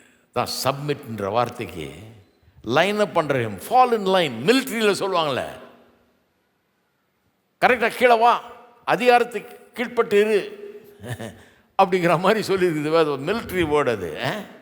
2ஆம் வசனம் பாருங்கள், போதனையின்றி மனைவியின் நடக்கையினாலே ஆதாயப்படுத்தி கொள்ளப்படுவார்கள். ஏன்? அவர்கள் உங்களுடைய பியூரிட்டியை பார்ப்பாங்க, நீங்கள் எப்படி நடந்து கொள்கிறீங்கன்றதை பார்ப்பாங்க, உங்களுடைய அன்பை பார்ப்பாங்க, உங்களுடைய மனித தன்மையை பார்ப்பாங்க, நீங்கள் எப்படிப்பட்டவர்கள்ன்றதை பார்ப்பாங்க. சொல்லிட்டு சொல்கிறாரு, மயிரை பின்னி பொன்னாபரணங்களை அணிந்து உயர்ந்த வஸ்திரங்களை உடுத்தி கொள்ளுதலாகிய புறம்பான அலங்கரிப்பு உங்களுக்கு அலங்காரமாயிராமல். இதை வச்சுட்டு என்ன பண்ணிட்டாங்க, நகை போடாத, கலர் சட்டை போடாத, இது மேக்கப் போடாத, அதை போடாத, இதை போடாத, எத்தனை போடாதன்ற கட்டளைகளுக்கெல்லாம் இது ஆதார வசனமாக பயன்படுத்தப்பட்டது. இந்த அந்த படினா எந்த படின்றதை காமிக்கவே இல்லை. எவ்வளோ முக்கியமான பாயிண்டெல்லாம் விட்டாச்சு. மயிரை பின்னக்கூடாது. எனக்கு 3 தங்கச்சிங்க. ஸ்கூல்லலாம் அந்த காலத்தில் இருந்துச்சு, பொம்பளை பசங்கள்லாம் ரெட்டை ஜடை போட்டு போவாங்க. எங்கள் பாட்டி சொல்லுவாங்க, ஆட்டுக்கும் மாட்டுக்கும் 1 வாலாம், இந்த அறிவு கட்ட பொம்மநாட்டிகளுக்கு 2 வாலான்னுவாங்க. ஆனால் இதுங்க 3ம் பள்ளிக்கூடத்துக்கு போய் ரெட்டை ஜடை போட்டுக்கிறது. அங்கே பசங்க போட்டு விடுதுங்க, போட்டு விடுது. வீட்டுக்கு வந்து உள்ள நுழையத்துக்கு முன்னால் எடுத்து ஒத்த ஜடை ஆகிறது. அதை மயிரை பின்னாமல் வரணும். எங்கள் ஆட்சி எப்படின்னா, தலையை துவட்டி சீப்பே போட மாட்டாங்க. அதுக்கெல்லாம் வசனம் வச்சுருக்கிறாங்க. பைபிளில் எல்லாம் இருக்குது பாருங்கள், நீங்கள் எப்படி வேணால் யூஸ் பண்ணலாம். அதை இந்த அந்த படின்ற மாதிரி வார்த்தையெல்லாம் பார்க்கலன்னா எப்படி வேணால் அது திரிக்கலாம். வந்து தலையை துவட்டி இப்படி இப்படி கொத்த அப்படி எடுத்து போட்டு ஒரு செண்டு போட்டாங்கன்னா முடிஞ்சுது, அவ்வளோதான். எல்லாரும் அப்படி தான் இருக்கணும்னு எதிர்பார்க்குறாங்க.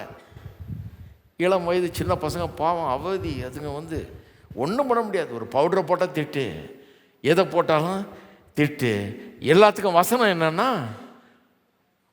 1 பேதுரு 3ஆம் அதிகாரம் 3ஆம் வசனம், மயிரை பின்னக்கூடாது, பொன்னாபரணங்களை அணியக்கூடாது, உயர்ந்த வஸ்திரங்களை உடுத்தி கொள்ளக்கூடாது, புறம்பான அலங்கரிப்பு எதுவுமே பண்ண அலங்கரிப்பே கூடாது. ஒரு பிரசங்கியார் சொல்கிறார் ஒருத்தட்ட, இது என்ன கையில் தேள் மாதிரி வாட்ச சொல்கிறாரு. அலங்காரத்துக்கு தானே போட்டிருக்க நீ, அலங்காரத்துக்கு போட்டிருக்கிற நீ. அப்புறம் எப்படிங்க பண்ணுறது? அவர் மாதிரி பாக்கெட்டில் வச்சுக்கணும். அவர் ரவுண்டு வாட்ச உடனே பாக்கெட்டில் வச்சு அப்பப்போ எடுத்து பார்த்துக்கிறாரு. இது எந்த காலத்து பழக்கம் இது? 100 வருஷத்துக்கு முன்னால் மனுஷர்கள் பண்ணிட்டு இருந்தாங்க அந்த மாதிரி. இது மாதிரி எல்லாம் வந்து வசனத்தை என்ன சொல்லுதுன்னு கவனிக்கல. என்ன சொல்ல வர்றாரு? மனைவிகளுக்கு சொல்லிட்டு இருக்கிறாரு, எப்படி புருஷர்களுக்கு கீழ்ப்படிந்திருக்கணும்னு சொல்கிறாரு. எப்படி கிறிஸ்துவ நம்பாத புருஷனை, ஒரு மாதிரி நியாயமாக நடந்து கொள்ளாத ஒரு புருஷனை, அவ்வளோ பெரிய யோகியனாக இல்லாத ஒரு புருஷனை கூட உங்களுடைய நடக்கையினால ஆதாயப்படுத்தி கொள்றதுன்ற ஒரு சீரியஸ் போதனையை கொடுத்துட்டு இருக்கிறாரு. அவங்களுக்கு சொல்கிறாரு, அம்மா புருஷன் அப்படி இருக்கிறான், நீ எதை கவனிக்கணுமோ அதை கவனிக்கமான்ற, மயிரை பின்னுறதுலையே இருக்கிற, நகையை போட்டு அப்பிக்கிறதுலையே இருக்கிற, மேக்கப் போட்டுக்கிறதுலையே இருக்கிற.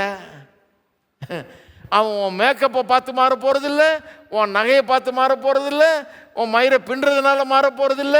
எதை பார்த்து மாறுவான்? அழியாத அலங்கரிப்பாய் இருக்கிற சாந்தமும் அமைதலும் உள்ள ஆவியாகிய இருதயத்தில் மறைந்திருக்கிற குணமே உங்களுக்கு அலங்காரமாய் இருக்க கடவது. அதுவே தேவனுடைய பார்வையில் விலையேற பெற்றது. என்ன சொல்ல வர்றாரு? போட்டுக்கோ மேக்கப்பை, பரவாயில்ல, ஆனால் அதுக்குன்னு இதே கவனிக்கவே மாட்டேன்றிய. அழியாத அலங்கரிப்புன்னு ஒன்று இருக்குது, அதை பற்றி உனக்கு தெரியவே தெரியாதான்றாரு. இந்த அலங்கரிப்புலையே இருக்கிற மேக்கப்பை போடுறது, நகையை அப்பிக்கிறது, முடியை பின்னுறது, இந்த ஹேர் ட்ரெஸ்ஸருக்கு போனால் அங்கே 2 மணி நேரம், இங்கே 3 மணி நேரம், அப்புறம் வீட்டில் வந்து இன்னும் 2 மணி நேரம். இதுலேயே இருக்கிற அதில் கொஞ்ச நேரத்தையாவது இந்த அழியாத அலங்கரிப்பாக இருக்கிற சாந்தமும் அமைதலும் உள்ள ஆவியாகிய இருதயத்தில் மறைந்திருக்கிற குணம். வெளியே பகட்டா தெரியாது, பளபளன்னு தெரியாது, ஆனால் உள்ள மறைந்திருக்கிற குணம். அதுக்கு கொஞ்ச நேரத்தை கூட செலவழிக்கலையே, அதை கவனிக்கவே இல்லையன்றாரு. குடும்ப வாழ்க்கைக்கு வெற்றி எது? நகையை போட்டு அப்பிக்கிறது இல்லை, மேக்கப்பை போட்டுக்கிறது இல்லை. குடும்ப வாழ்க்கையின் வெற்றி என்னங்க? அதுக்குன்னு ஒன்றுமே போடாமல் இருக்குன்னு சொல்லலை நான். வீட்டை கொஞ்சம் பட்டி பார்த்து, போனது வந்ததெல்லாம் அந்த கிராக்கெல்லாம் போட்டு மூடி, பட்டி கிட்டி பார்த்து நல்லா தேய்ச்சி பெயிண்ட் அடித்தா அழகாக இருக்கும். எங்கள் வீட்டில் பண்ணியிருக்கேன், பழைய வீடு. ஆனால் நல்லா பட்டி பார்த்து வெள்ளை அடித்து அதை க்ளீனாக வச்சுருந்தா பார்க்கறதுக்கு அழகாக இருக்கணுமா, இருக்கக்கூடாதா? என்னங்க, பாழடைஞ்ச மாதிரி இருந்தால் பரவாயில்லையா? 4 பேர் வர்ற இடம், நான் வசிக்கிற இடம், அதை விட முக்கியமாக பார்க்குறதுக்கு நல்லா இருக்கணும். அதே மாதிரி தான் உடம்பையும் கொஞ்சம் பட்டி பார்க்க வேண்டியதாக இருக்குது. சில நேரத்தில் தேய்ச்சி கீச்சு பூசி அதுக்கு என்னென்னமோ வாங்கி, இதெல்லாம் வேண்டான்னு சொல்கிற அப்படிப்பட்ட பிரசங்க யாரும் இல்லை. நான் தாராளமாக பூசிக்கங்க, வாங்கிக்கங்க, என்னமோ பண்ணிங்க, தெளிவுபடுத்த விரும்புகிறேன் நான். ஐயோ இப்படி சொல்லிட்டாரு பாஸ்டர், இவரும் அந்த மாதிரி தான் பாஸ்டர் போல இருக்குது அப்படின்னு. இல்லை பூசிங்க. பூசாமல் விட்டிங்கன்னா தான் தப்பாயிடும். சில நேரத்தில் புருஷனே ஏறெடுத்து பார்க்க முடியலன்னா அப்புறம் என்ன இருக்குது? நாரிக்கிட்டு இருக்கிறதுல குடும்ப வாழ்க்கை ஒன்றும் மேம்பட்டுறாது. கந்த கோலமாக இருக்கிறதுனால புருஷன் ஆஹா என் மனைவி பார்ப்பா கந்த கோலமாக இருக்கிறா, இவ்வளோதான் எனக்கு அப்படி சொல்ல போகிறது இல்லை. பார்க்குறதுக்கு நல்லா இருங்க, கொஞ்சம் பூசி கீசி தட்டி பூசி அழகுபடுத்தி எல்லாம் பண்ணிங்க, வேணான்னு சொல்லலை. அதை சொல்லலை வேதம். வேதம்னு சொல்கிறது வெறும் அதை அலங்கரிப்பான்னு நினைக்காம அழியாத அலங்கரிப்புன்னு ஒன்று இருக்குது, அதை கவனின்றாரு. அது இதை காட்டில் ரொம்ப முக்கியமானது. அது என்ன அலங்கரிப்பு? ஆந்தமும் அமைதலும் உள்ள ஆவியாகி இருதயத்தில் மறைந்திருக்கிற குணமே உங்களுக்கு அலங்காரமாய் இருக்க கடவுது. அதுவே தேவனுடைய பார்வையில் விலையேற பெற்றது. கடவுளுடைய பார்வையில் இந்த மேக்கப் எல்லாம் ஒன்றும் இல்லை. அவர் இதெல்லாம் பார்த்துருக்கிறார் நிறையா. இது ஒன்றும் பெரிய, அவருக்கு ஒன்றும் பெரிய இது கிடையாது. கடவுள் உங்களை பார்த்துட்டு ஆஹா என்ன மாதிரி மேக்கப்பு, என்ன மாதிரி நகை, எங்கம்மா வாங்கின இது கேட்க போகிறாரா? அங்கே ரோடு போட்டு, தங்கத்தில் ரோடு போட்டு நடந்துட்டு இருக்கிறாங்க அங்கே பரலோகத்தில். அவருக்கு இதெல்லாம் ஒரு பெரிய காரியம் கிடையாது. ஆனால் இருதயத்தில் மறைந்திருக்கிற இந்த சாந்தமும் அமைதலும் உள்ள குணம், அதை பார்த்து கர்த்தர் விரும்புகிறார். அதை பெருசாக நினைக்கிறாரு, விலையேறப்பட்டதாக நினைக்கிறாரு. உங்கள் தங்க நகையை காட்டிலும், உங்கள் மேக்கப்புக்கு நீங்கள் கொடுத்த காசை காட்டிலும், உங்கள் சிகை அலங்காரத்தை என்ன மாதிரி சார்ஜ் பண்ணுறாங்க இப்போது ஆம்பளைங்களுக்கு. எங்கள் காலத்தில் நான் பார்த்துருக்கிறேன், ஒரு கல்லில் உட்கார வச்சு வெட்டி விட்டுருவோம் முடிய, சிம்பிளாக முடிஞ்சு போச்சு. இப்போ போனால் ஆயிரக்கணக்கில் கேட்குறான் முடி வெட்டுறதுக்கு, அவ்வளோ காசு. சரி பரவாயில்ல, கொடுத்து நல்லா பண்ணுங்க, நல்ல இடத்துக்கு போங்க, நல்லா பண்ணிங்க, காசு இருந்தால் என்னத்தையோ பண்ணிங்க, கொஞ்சம் நல்லா இருக்கிறது நல்லது. என்னை பார்த்தா அதெல்லாம் பண்ணாத ஆள் மாதிரியா இருக்கிறேன் நான். கொஞ்சம் பண்ணிக்கிறது நல்லது, தட்டி கிட்டி பூசி எல்லாம். ஆனால் குணம் இல்லைன்னா கர்த்தர் இதெல்லாம் உன் சூட் எனக்கு ரொம்ப பிடிக்குது, எங்கப்பா வாங்கினீங்க? உள்ளே இருக்கிற குணம் பிடிக்கணும் ஆண்டவர்கிட்ட. குணம் எல்லாம் சொல்லுங்க. இருதயத்தில் மறைந்திருக்கிற குணம் என்ன மாதிரி குணம்? சாந்தமும் அமைதலுமான ஆவி, அப்படிப்பட்ட ஒரு குணம். அதைத்தான் கர்த்தர் பெருசாக நினைக்கிறாராம். நம்ம என்ன பண்ணிட்டோம் சபையில், இந்த மேக்கப்பு இதை பற்றி பிரசங்கம் பண்ணுறதுலேயே நேரம் போயிடுச்சு, பல வருஷங்கள் போயிடுச்சு பாருங்கள், ஒரு தலைமுறை போயிடுச்சுன்னு நினைக்கிறேன். நான் வெளிநாட்டில் படிக்க போகும்போது இங்கேன்னு சொல்லி அனுப்பிச்சாங்க, அங்கெல்லாம் ரொம்ப கெட்டு போனவங்க, ஜாக்கிரதையாரு நீ, எல்லாம் பின்வாங்கி போனவனுங்க, மேக்கப்பை போட்டுக்கிட்டு, லிப்ஸ்டிக்கை போட்டுக்கிட்டு, நகையை போட்டுக்கிட்டு, முடி அப்படி இப்படின்னு பண்ணிக்கிட்டு எல்லாம் இருப்பாங்களாக்கும். நீ ஜாக்கிரதையாரு, நீ அவங்கள மாதிரி ஆகிடாது, அவங்களாம் மோசமானவங்கண்ணா. நாங்கள் போகிற அவங்களாம் நல்லவங்களாக இருக்கிறாங்க. மேக்கப்பை போட்டு, லிப்ஸ்டிக்கை போட்டு, நகைலாம் போட்டு அருமையாக கர்த்தரை ஆராதிக்கிறாங்க, நல்லா நடந்துக்கிறாங்க, அன்பாக இருக்கிறாங்க. நான் ஒரு தீர்மானம் எடுக்க வேண்டியதாக போச்சு. என்ன இப்படி சொன்னாங்க, நம்ம ஊரில் கடைசியில் எப்படி இருக்கிறாங்களே இவங்கன்னு. பைபிள் என்ன சொல்ல வருது அதை பற்றி சொல்ல வரலைங்க. அதை காட்டிலும் அந்த அழியாத அலங்கரிப்பு, இது அழியாது. அந்த அலங்கரிப்பெல்லாம் கொஞ்ச நாள் போயிடுங்க. நீங்கள் என்ன மேக்கப் போட்டாலும் ஒரு நாள் நிற்காது, வயசாகிடுச்சுன்னா. அதுக்கப்புறம் பிளாஸ்டிக் சர்ஜரிக்கு தான் போகணும். அதுவும் கொஞ்சம் அதுவும் ரொம்ப நாள் நிற்காது. இருக்கீங்களா? அது அழிகிற அலங்கரிப்பு தான் சொன்னேன் இல்லையா? கண்ணீர் விட்டாலே மையெல்லாம் கரைஞ்சி மூஞ்சியெல்லாம் ஆகி அலங்கோலம் ஆகிடும் மூஞ்சி. ஏன்னா மைய தடவி இருக்கிறீங்க. இதில் கொஞ்சம் தண்ணி பட்டுச்சுன்னா, மழை 2 சொட்டு பட்டுச்சுன்னா போச்சு, எல்லாம் கலைஞ்சிரும். ஒரு காற்று அடிச்சதுன்னா முடியெல்லாம் தனியாக வந்துடும், டோப்பாக போகலாம். ஆனால் வச்சுக்கோங்க, பரவாயில்ல. அதுக்கு வெறும் வழுக்கையாக இருந்து பிரயோஜனம் இல்லை. வச்சுக்கோங்க, பரவாயில்ல. ஆனால் அதை பெருசாக நினைக்காதீங்க. இன்னும் எவ்வளோ சொல்கிறதுங்க? வச்சுக்கோங்க, போங்க, வச்சுக்கோங்க. ஆனால் அது பெருசு இல்லை. இருதயத்தை கான்சென்ட்ரேட் பண்ணுங்க. ஏன்னா இருதயத்தை தான் பிசாசு கெடுக்க விரும்புகிறான். இருதயத்திலிருந்து தான் பிரச்சனை வருது. இருதயத்திலிருந்து தான் பெண்கள் புருஷனை கண்ட்ரோல் பண்ணுற அந்த சாபக்கேடான புத்தி வந்துருச்சு. இருதயத்தில் தான் மனுஷனுக்கு தன்னுடைய மனைவி மேலே ஆதிக்கம் செலுத்தி அவளை நசுக்கணுங்கிற அந்த புத்தி வந்துருச்சு. இருதயம், அந்த இருதயத்தை கவனிங்க. அதுதான் வெற்றி வாழ்க்கைக்கு வழிவகுக்க போகிறது.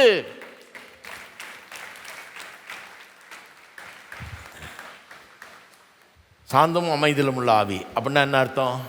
உங்கள் பர்சனாலிட்டியே கொண்டுடணும்னு அர்த்தம் கிடையாது. ரோபாட் மாதிரி ஆயிடணும்னு அர்த்தம் கிடையாது. போரிங் பர்சனாக ஆகிடணும், ஒரு மாதிரி போர் அடிக்கிற ஆளாக ஆகிடணும், எதுவும் பேசவே முடியாது, ஒன்றும் பண்ண அப்படி கிடையாது. உங்கள் ஒப்பீனியனை வாயை திறந்து பேசவே முடியாது குடும்பத்தில், அப்படியும் கிடையாது. நல்லா கவனிங்க. சாந்தமும் அமைதியிலும் உள்ள ஆவினா பேசவே கூடாது, ஒன்றுமே பண்ணக்கூடாது அப்படின்னு அர்த்தம் இல்லை. உங்களுடைய இருதயத்தின் ஆழத்தில் ஒரு மனத்தாழ்மை இருக்கணும், மென்மை இருக்கணும், ஒரு அமைதி இருக்கணும். அதிலிருந்து பேசணும், அதிலிருந்து காரியங்களை செய்யணும். இதைத்தான் தேவன் விரும்புகிறார். 5ஆம் வசனம் பாருங்க. இப்படியே பூர்வத்தில் தேவனிடத்தில் நம்பிக்கையாயிருந்த பரிசுத்த ஸ்திரீகளும் தங்களுடைய புருஷர்களுக்கு கீழ்ப்படிந்து தங்களை அலங்கரித்தார்கள். எல்லாம் சொல்லுங்க, அலங்கரித்தார்கள். எதனால் அலங்கரித்தாங்க? போட்டு நகையாப்பிக்கிட்டு மேக்கப் போட்டு அப்படி அலங்கரிக்கலையா? அது பண்ணியிருப்பாங்க கண்டிப்பாக. ஆனால் உள்ளத்தை நல்ல பெரிய தேவ மனிதர்கள், தேவ மனுஷிகள் எப்படி அலங்கரித்தார்களாம்? பரிசுத்த ஸ்திரீகள் தங்களை எப்படி அலங்கரித்துட்டாங்க? தங்களுடைய புருஷருக்கு கீழ்ப்படிந்து அந்த கீழ்ப்படிதலினால் தங்களை அலங்கரித்து கொண்டார்கள். அவங்களுடைய கீழ்ப்படிதல் ஒரு அலங்காரமாக இருக்குது, அடோன்மெண்ட்டாக இருக்குது. கீழ்ப்படிதலினால் தங்களை அலங்கரித்து கொண்டார்கள். அதுதான் அவருடைய அலங்காரம். எப்படி சொல்லுது பாருங்க பைபிள். கீழ்ப்படிதலினால் தங்களை அலங்கரித்து கொண்டார்கள். அந்தபடியே சாராள் ஆபிரகாமை ஆண்டவன் என்று சொல்லி அவனுக்கு கீழ்ப்படிந்திருந்தாள். நிறைய பேர் இதை கேட்ட உடனே இது வேறையா, இந்த ஆளை நான் ஆண்டவன் வேற சொல்லணுமா? ஆண்டவனாவது இதாவது. ஆண்டவன்னா யாரு? பராமரிக்கிறவன், போஷிக்கிறவன், நாட்டை காப்பாற்றுகிறவன், ஜனங்களை காப்பாற்றுகிறவன், ஜனங்களுக்கு வேண்டியதெல்லாம் செய்து தர்றவன், அவன் தான் ஆண்டவன். ராஜாவை ஆண்டவனேன்றாங்க. ஏன்? அவனை கடவுளா? கிடையாது. கடவுள் மாதிரி என்ன அவன் அரவணைக்கிறான், ஆதரிக்கிறான், பாதுகாக்கிறான், போஷிக்கிறான், எல்லாம் பண்ணுறான். ஒரு புருஷன் எப்படி இருக்கணும்? ஆண்டவர் மாதிரி இருக்கணும். ஆண்டவர் என்ன பண்ணுறார்? தேவைகளெல்லாம் சந்திக்கிறாரு, நம்ம மேலே கவனமாக இருக்கிறாரு, நமக்காக உலகத்தில் ஜீவனையே கொடுத்தாரு. தன்னை பெருசாக நினைக்கல, நம்ம பெருசாக நினைச்சதுனால தான் அவருடைய ஜீவனை கொடுத்தாரு. அப்படிப்பட்டால் தான் ஆண்டவன். ஆபிரகாம் அப்படி இருந்திருப்பார் போல இருக்குது. அதனால தான் மனைவி சொல்கிற ஆண்டவனேன்னு. அதுக்கு ஏன் கோபம் வருது நமக்கு? சொல்லிட்டு போட்டோம். அந்த மாதிரி என்ன சொல்லுது? நான் பார்த்த ஆண்டவர் இவர் தான். இவர் தான் டெய்லி சாப்பாடுறதுக்கு தான் பார்த்துக்கிறாரு, வாடகை ஒழுங்காக கட்டிடுறாரு, என் எதிர்காலத்துக்கு வேண்டியதெல்லாம் செஞ்சுருக்கிறாரு, பிள்ளைகளுக்கு வேண்டியதெல்லாம் கரெக்டாக செய்கிறாரு, வீட்டுக்கு என்ன தேவைன்னு யோசித்து பார்த்து செய்கிறாரு, எப்படி பாதுகாக்கணும் வழிகாட்டுறாரு, எப்படி நடந்து எப்படி போகணும், எந்த பாதையில் செல்லணும், பிள்ளைகள் எப்படி நடந்துக்கணும், எப்படி இருக்கணும் காட்டுறாரு. இதெல்லாம் ஒன்றுமே செய்யாமல் நான் சொல்கிறபடி நீ செய்யணும் அப்படின்னா எப்படி அது? ஹலோ, அப்போ ஆண்டவன் சொல்ல மாட்டாங்க. ஆண்டவனை போல் ஆயிடணும் புருஷன். எப்படிப்பட்ட பொறுப்பு பாருங்கள் புருஷர்களுக்கு. கடவுளை மாதிரி நம்ம காட்டிலும் நம்மை சார்ந்தவர்களுக்கு நான் எப்படி செய்யணும், அவர்களை எப்படி கவனிக்கணும், அவங்களை எப்படி பாதுகாத்துக்கணும், அவங்களை எப்படி போஷிக்கணும் அப்படிங்கிறதுல கவனமாக இருக்கணும். ஆண்டவன் என்று சொல்லி அவனுக்கு கீழ்ப்படிந்திருந்தாள். நீங்கள் நன்மை செய்து ஒரு ஆபத்துக்கும் பயப்படாதிருந்தீர்கள் என்றால் அவளுக்கு பிள்ளையாய் இருப்பீர்கள். பாருங்க, அப்படி நடந்து கொள்கிற ஒரு ஆள்னா எதுக்கும் பயப்பட வேணாம். நீங்கள் கர்த்தர் சொல்கிறது செய்யுங்க, கீழ்ப்படிஞ்சிருங்க. ஒரு ஆபத்துக்கும் பயப்படாதுருங்க, ஒன்றாயிடாது, அழிஞ்சு போகாது. நான் சொல்கிறேன், புருஷன் நல்லவன் இல்லையா, கொடூரமானவன், கெட்டவன், மோசமானவன், நியாயமாக நடந்துக்கிறது இல்லை. இங்கே பைபிள் சொல்கிறது செய்யுங்க. அப்பேற்பட்ட புருஷனுக்கு அவனை ஆதாயப்படுத்தி கொள்றதுக்கு வேதம் சொல்லுகிற இந்த ஃபார்முலாவை பின்பற்றுங்க, வேதம் சொல்லுகிற போதனையை பின்பற்றுங்க. நான் சொல்கிறேன், எந்த ஆபத்துக்கும் பயப்பட வேண்டியதில்லை, ஒன்றும் ஆகிடாது, அழிஞ்சு போக மாட்டீங்க, கெட்டு போயிட மாட்டீங்க, ஒன்றும் ஆகிட மாட்டீங்க. கொஞ்ச நாள் கஷ்டமாக இருக்கும், ஆனால் பிறகு அவன் ஆதாயப்படுத்தி கொள்ளுவான். நல்ல ஜெபம் பண்ணுங்க, கர்த்தரிடத்தில் ஒப்படைங்க, கீழ்ப்படிந்திருங்கள், அவனுக்கு செய்ய வேண்டிய கடமையெல்லாம் செய்யுங்க, எல்லாத்தையும் பண்ணுங்க. அப்படி தான் போதிக்குது வேதம். அவனுக்காக எல்லாம் என்னென்ன செய்யணுமோ கொஞ்சம் இன்னும் அதிகமாகவே செய்யுங்க. ஏன்னா மோசமானவன் தான் இன்னும் அதிகமாக செய்யணும், அப்போ தான் உரைக்கும், கொஞ்சம் அப்போ தான் கொஞ்சம் உரைக்கும். செர்மன் அந்த மவுண்ட்டில் சொல்லியிருக்குது, மலை பிரசங்கத்தில். அந்த காலத்தில் யூத மக்களை கொடுமைப்படுத்தினாங்க ரோமர்கள். ரோம போர்ச்சேவர்கள் தெருவில் வரும்போது இதை சுமந்துக்கிட்டு வருவானா, பலுவை சுமந்துக்கிட்டு வரும்போது ஒரு யூதனை கூப்பிட்டு இதை தூக்கிட்டு போ அப்படின்னுவானா. 1 மைல் தூக்கிட்டு வந்து கொடுன்னு. 1 மைல் போனோடனே அவன் தொப்புன்னு வெறுப்பில் கீழே வைப்பான்.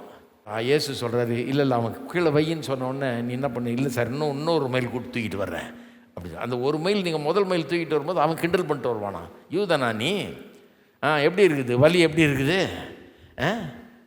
இப்போ எப்படி இருக்குது உனக்கு அப்படின்னு கிண்டல் பண்ணிட்டு வெறுப்பேற்றிட்டு வருவானா. 2வது மைல் நீங்கள் வலியை வற்புறுத்தி அவனை நான் தூக்கிட்டு வரேன்னு சொல்லி தூக்கிட்டு வரும்போது 2வது மைலில் அவன் அமைதல் ஆகிடுவான். ஏன்னா அவனுக்கு உள்ளே உறுத்த ஆரம்பிச்சிடும், ஐயோ இவ்வளோ நல்லவனை போய் இவ்வளோ கொடுமைப்படுத்திட்டோமேனு. உங்கள் வீட்டில் உங்கள் கெட்ட புருஷனுக்கு அப்படிப்பட்ட ஒரு வலி ஏற்படுற மாதிரி நடந்துங்கன்றார், வேறு ஒன்றுமே கிடையாது. இருக்கிறீங்களா?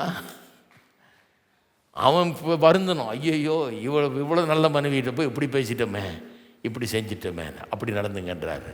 அப்படி நடந்து கொண்டால் நான் சொல்கிறேன், இதுதான் கடவுளுடைய ஃபார்முலா, கடவுளுடைய போதனை. இதன்படி போனால் நிச்சயமாய் குடும்பம் வெற்றி பெறும். எத்தனை பேர் நம்புறீங்க?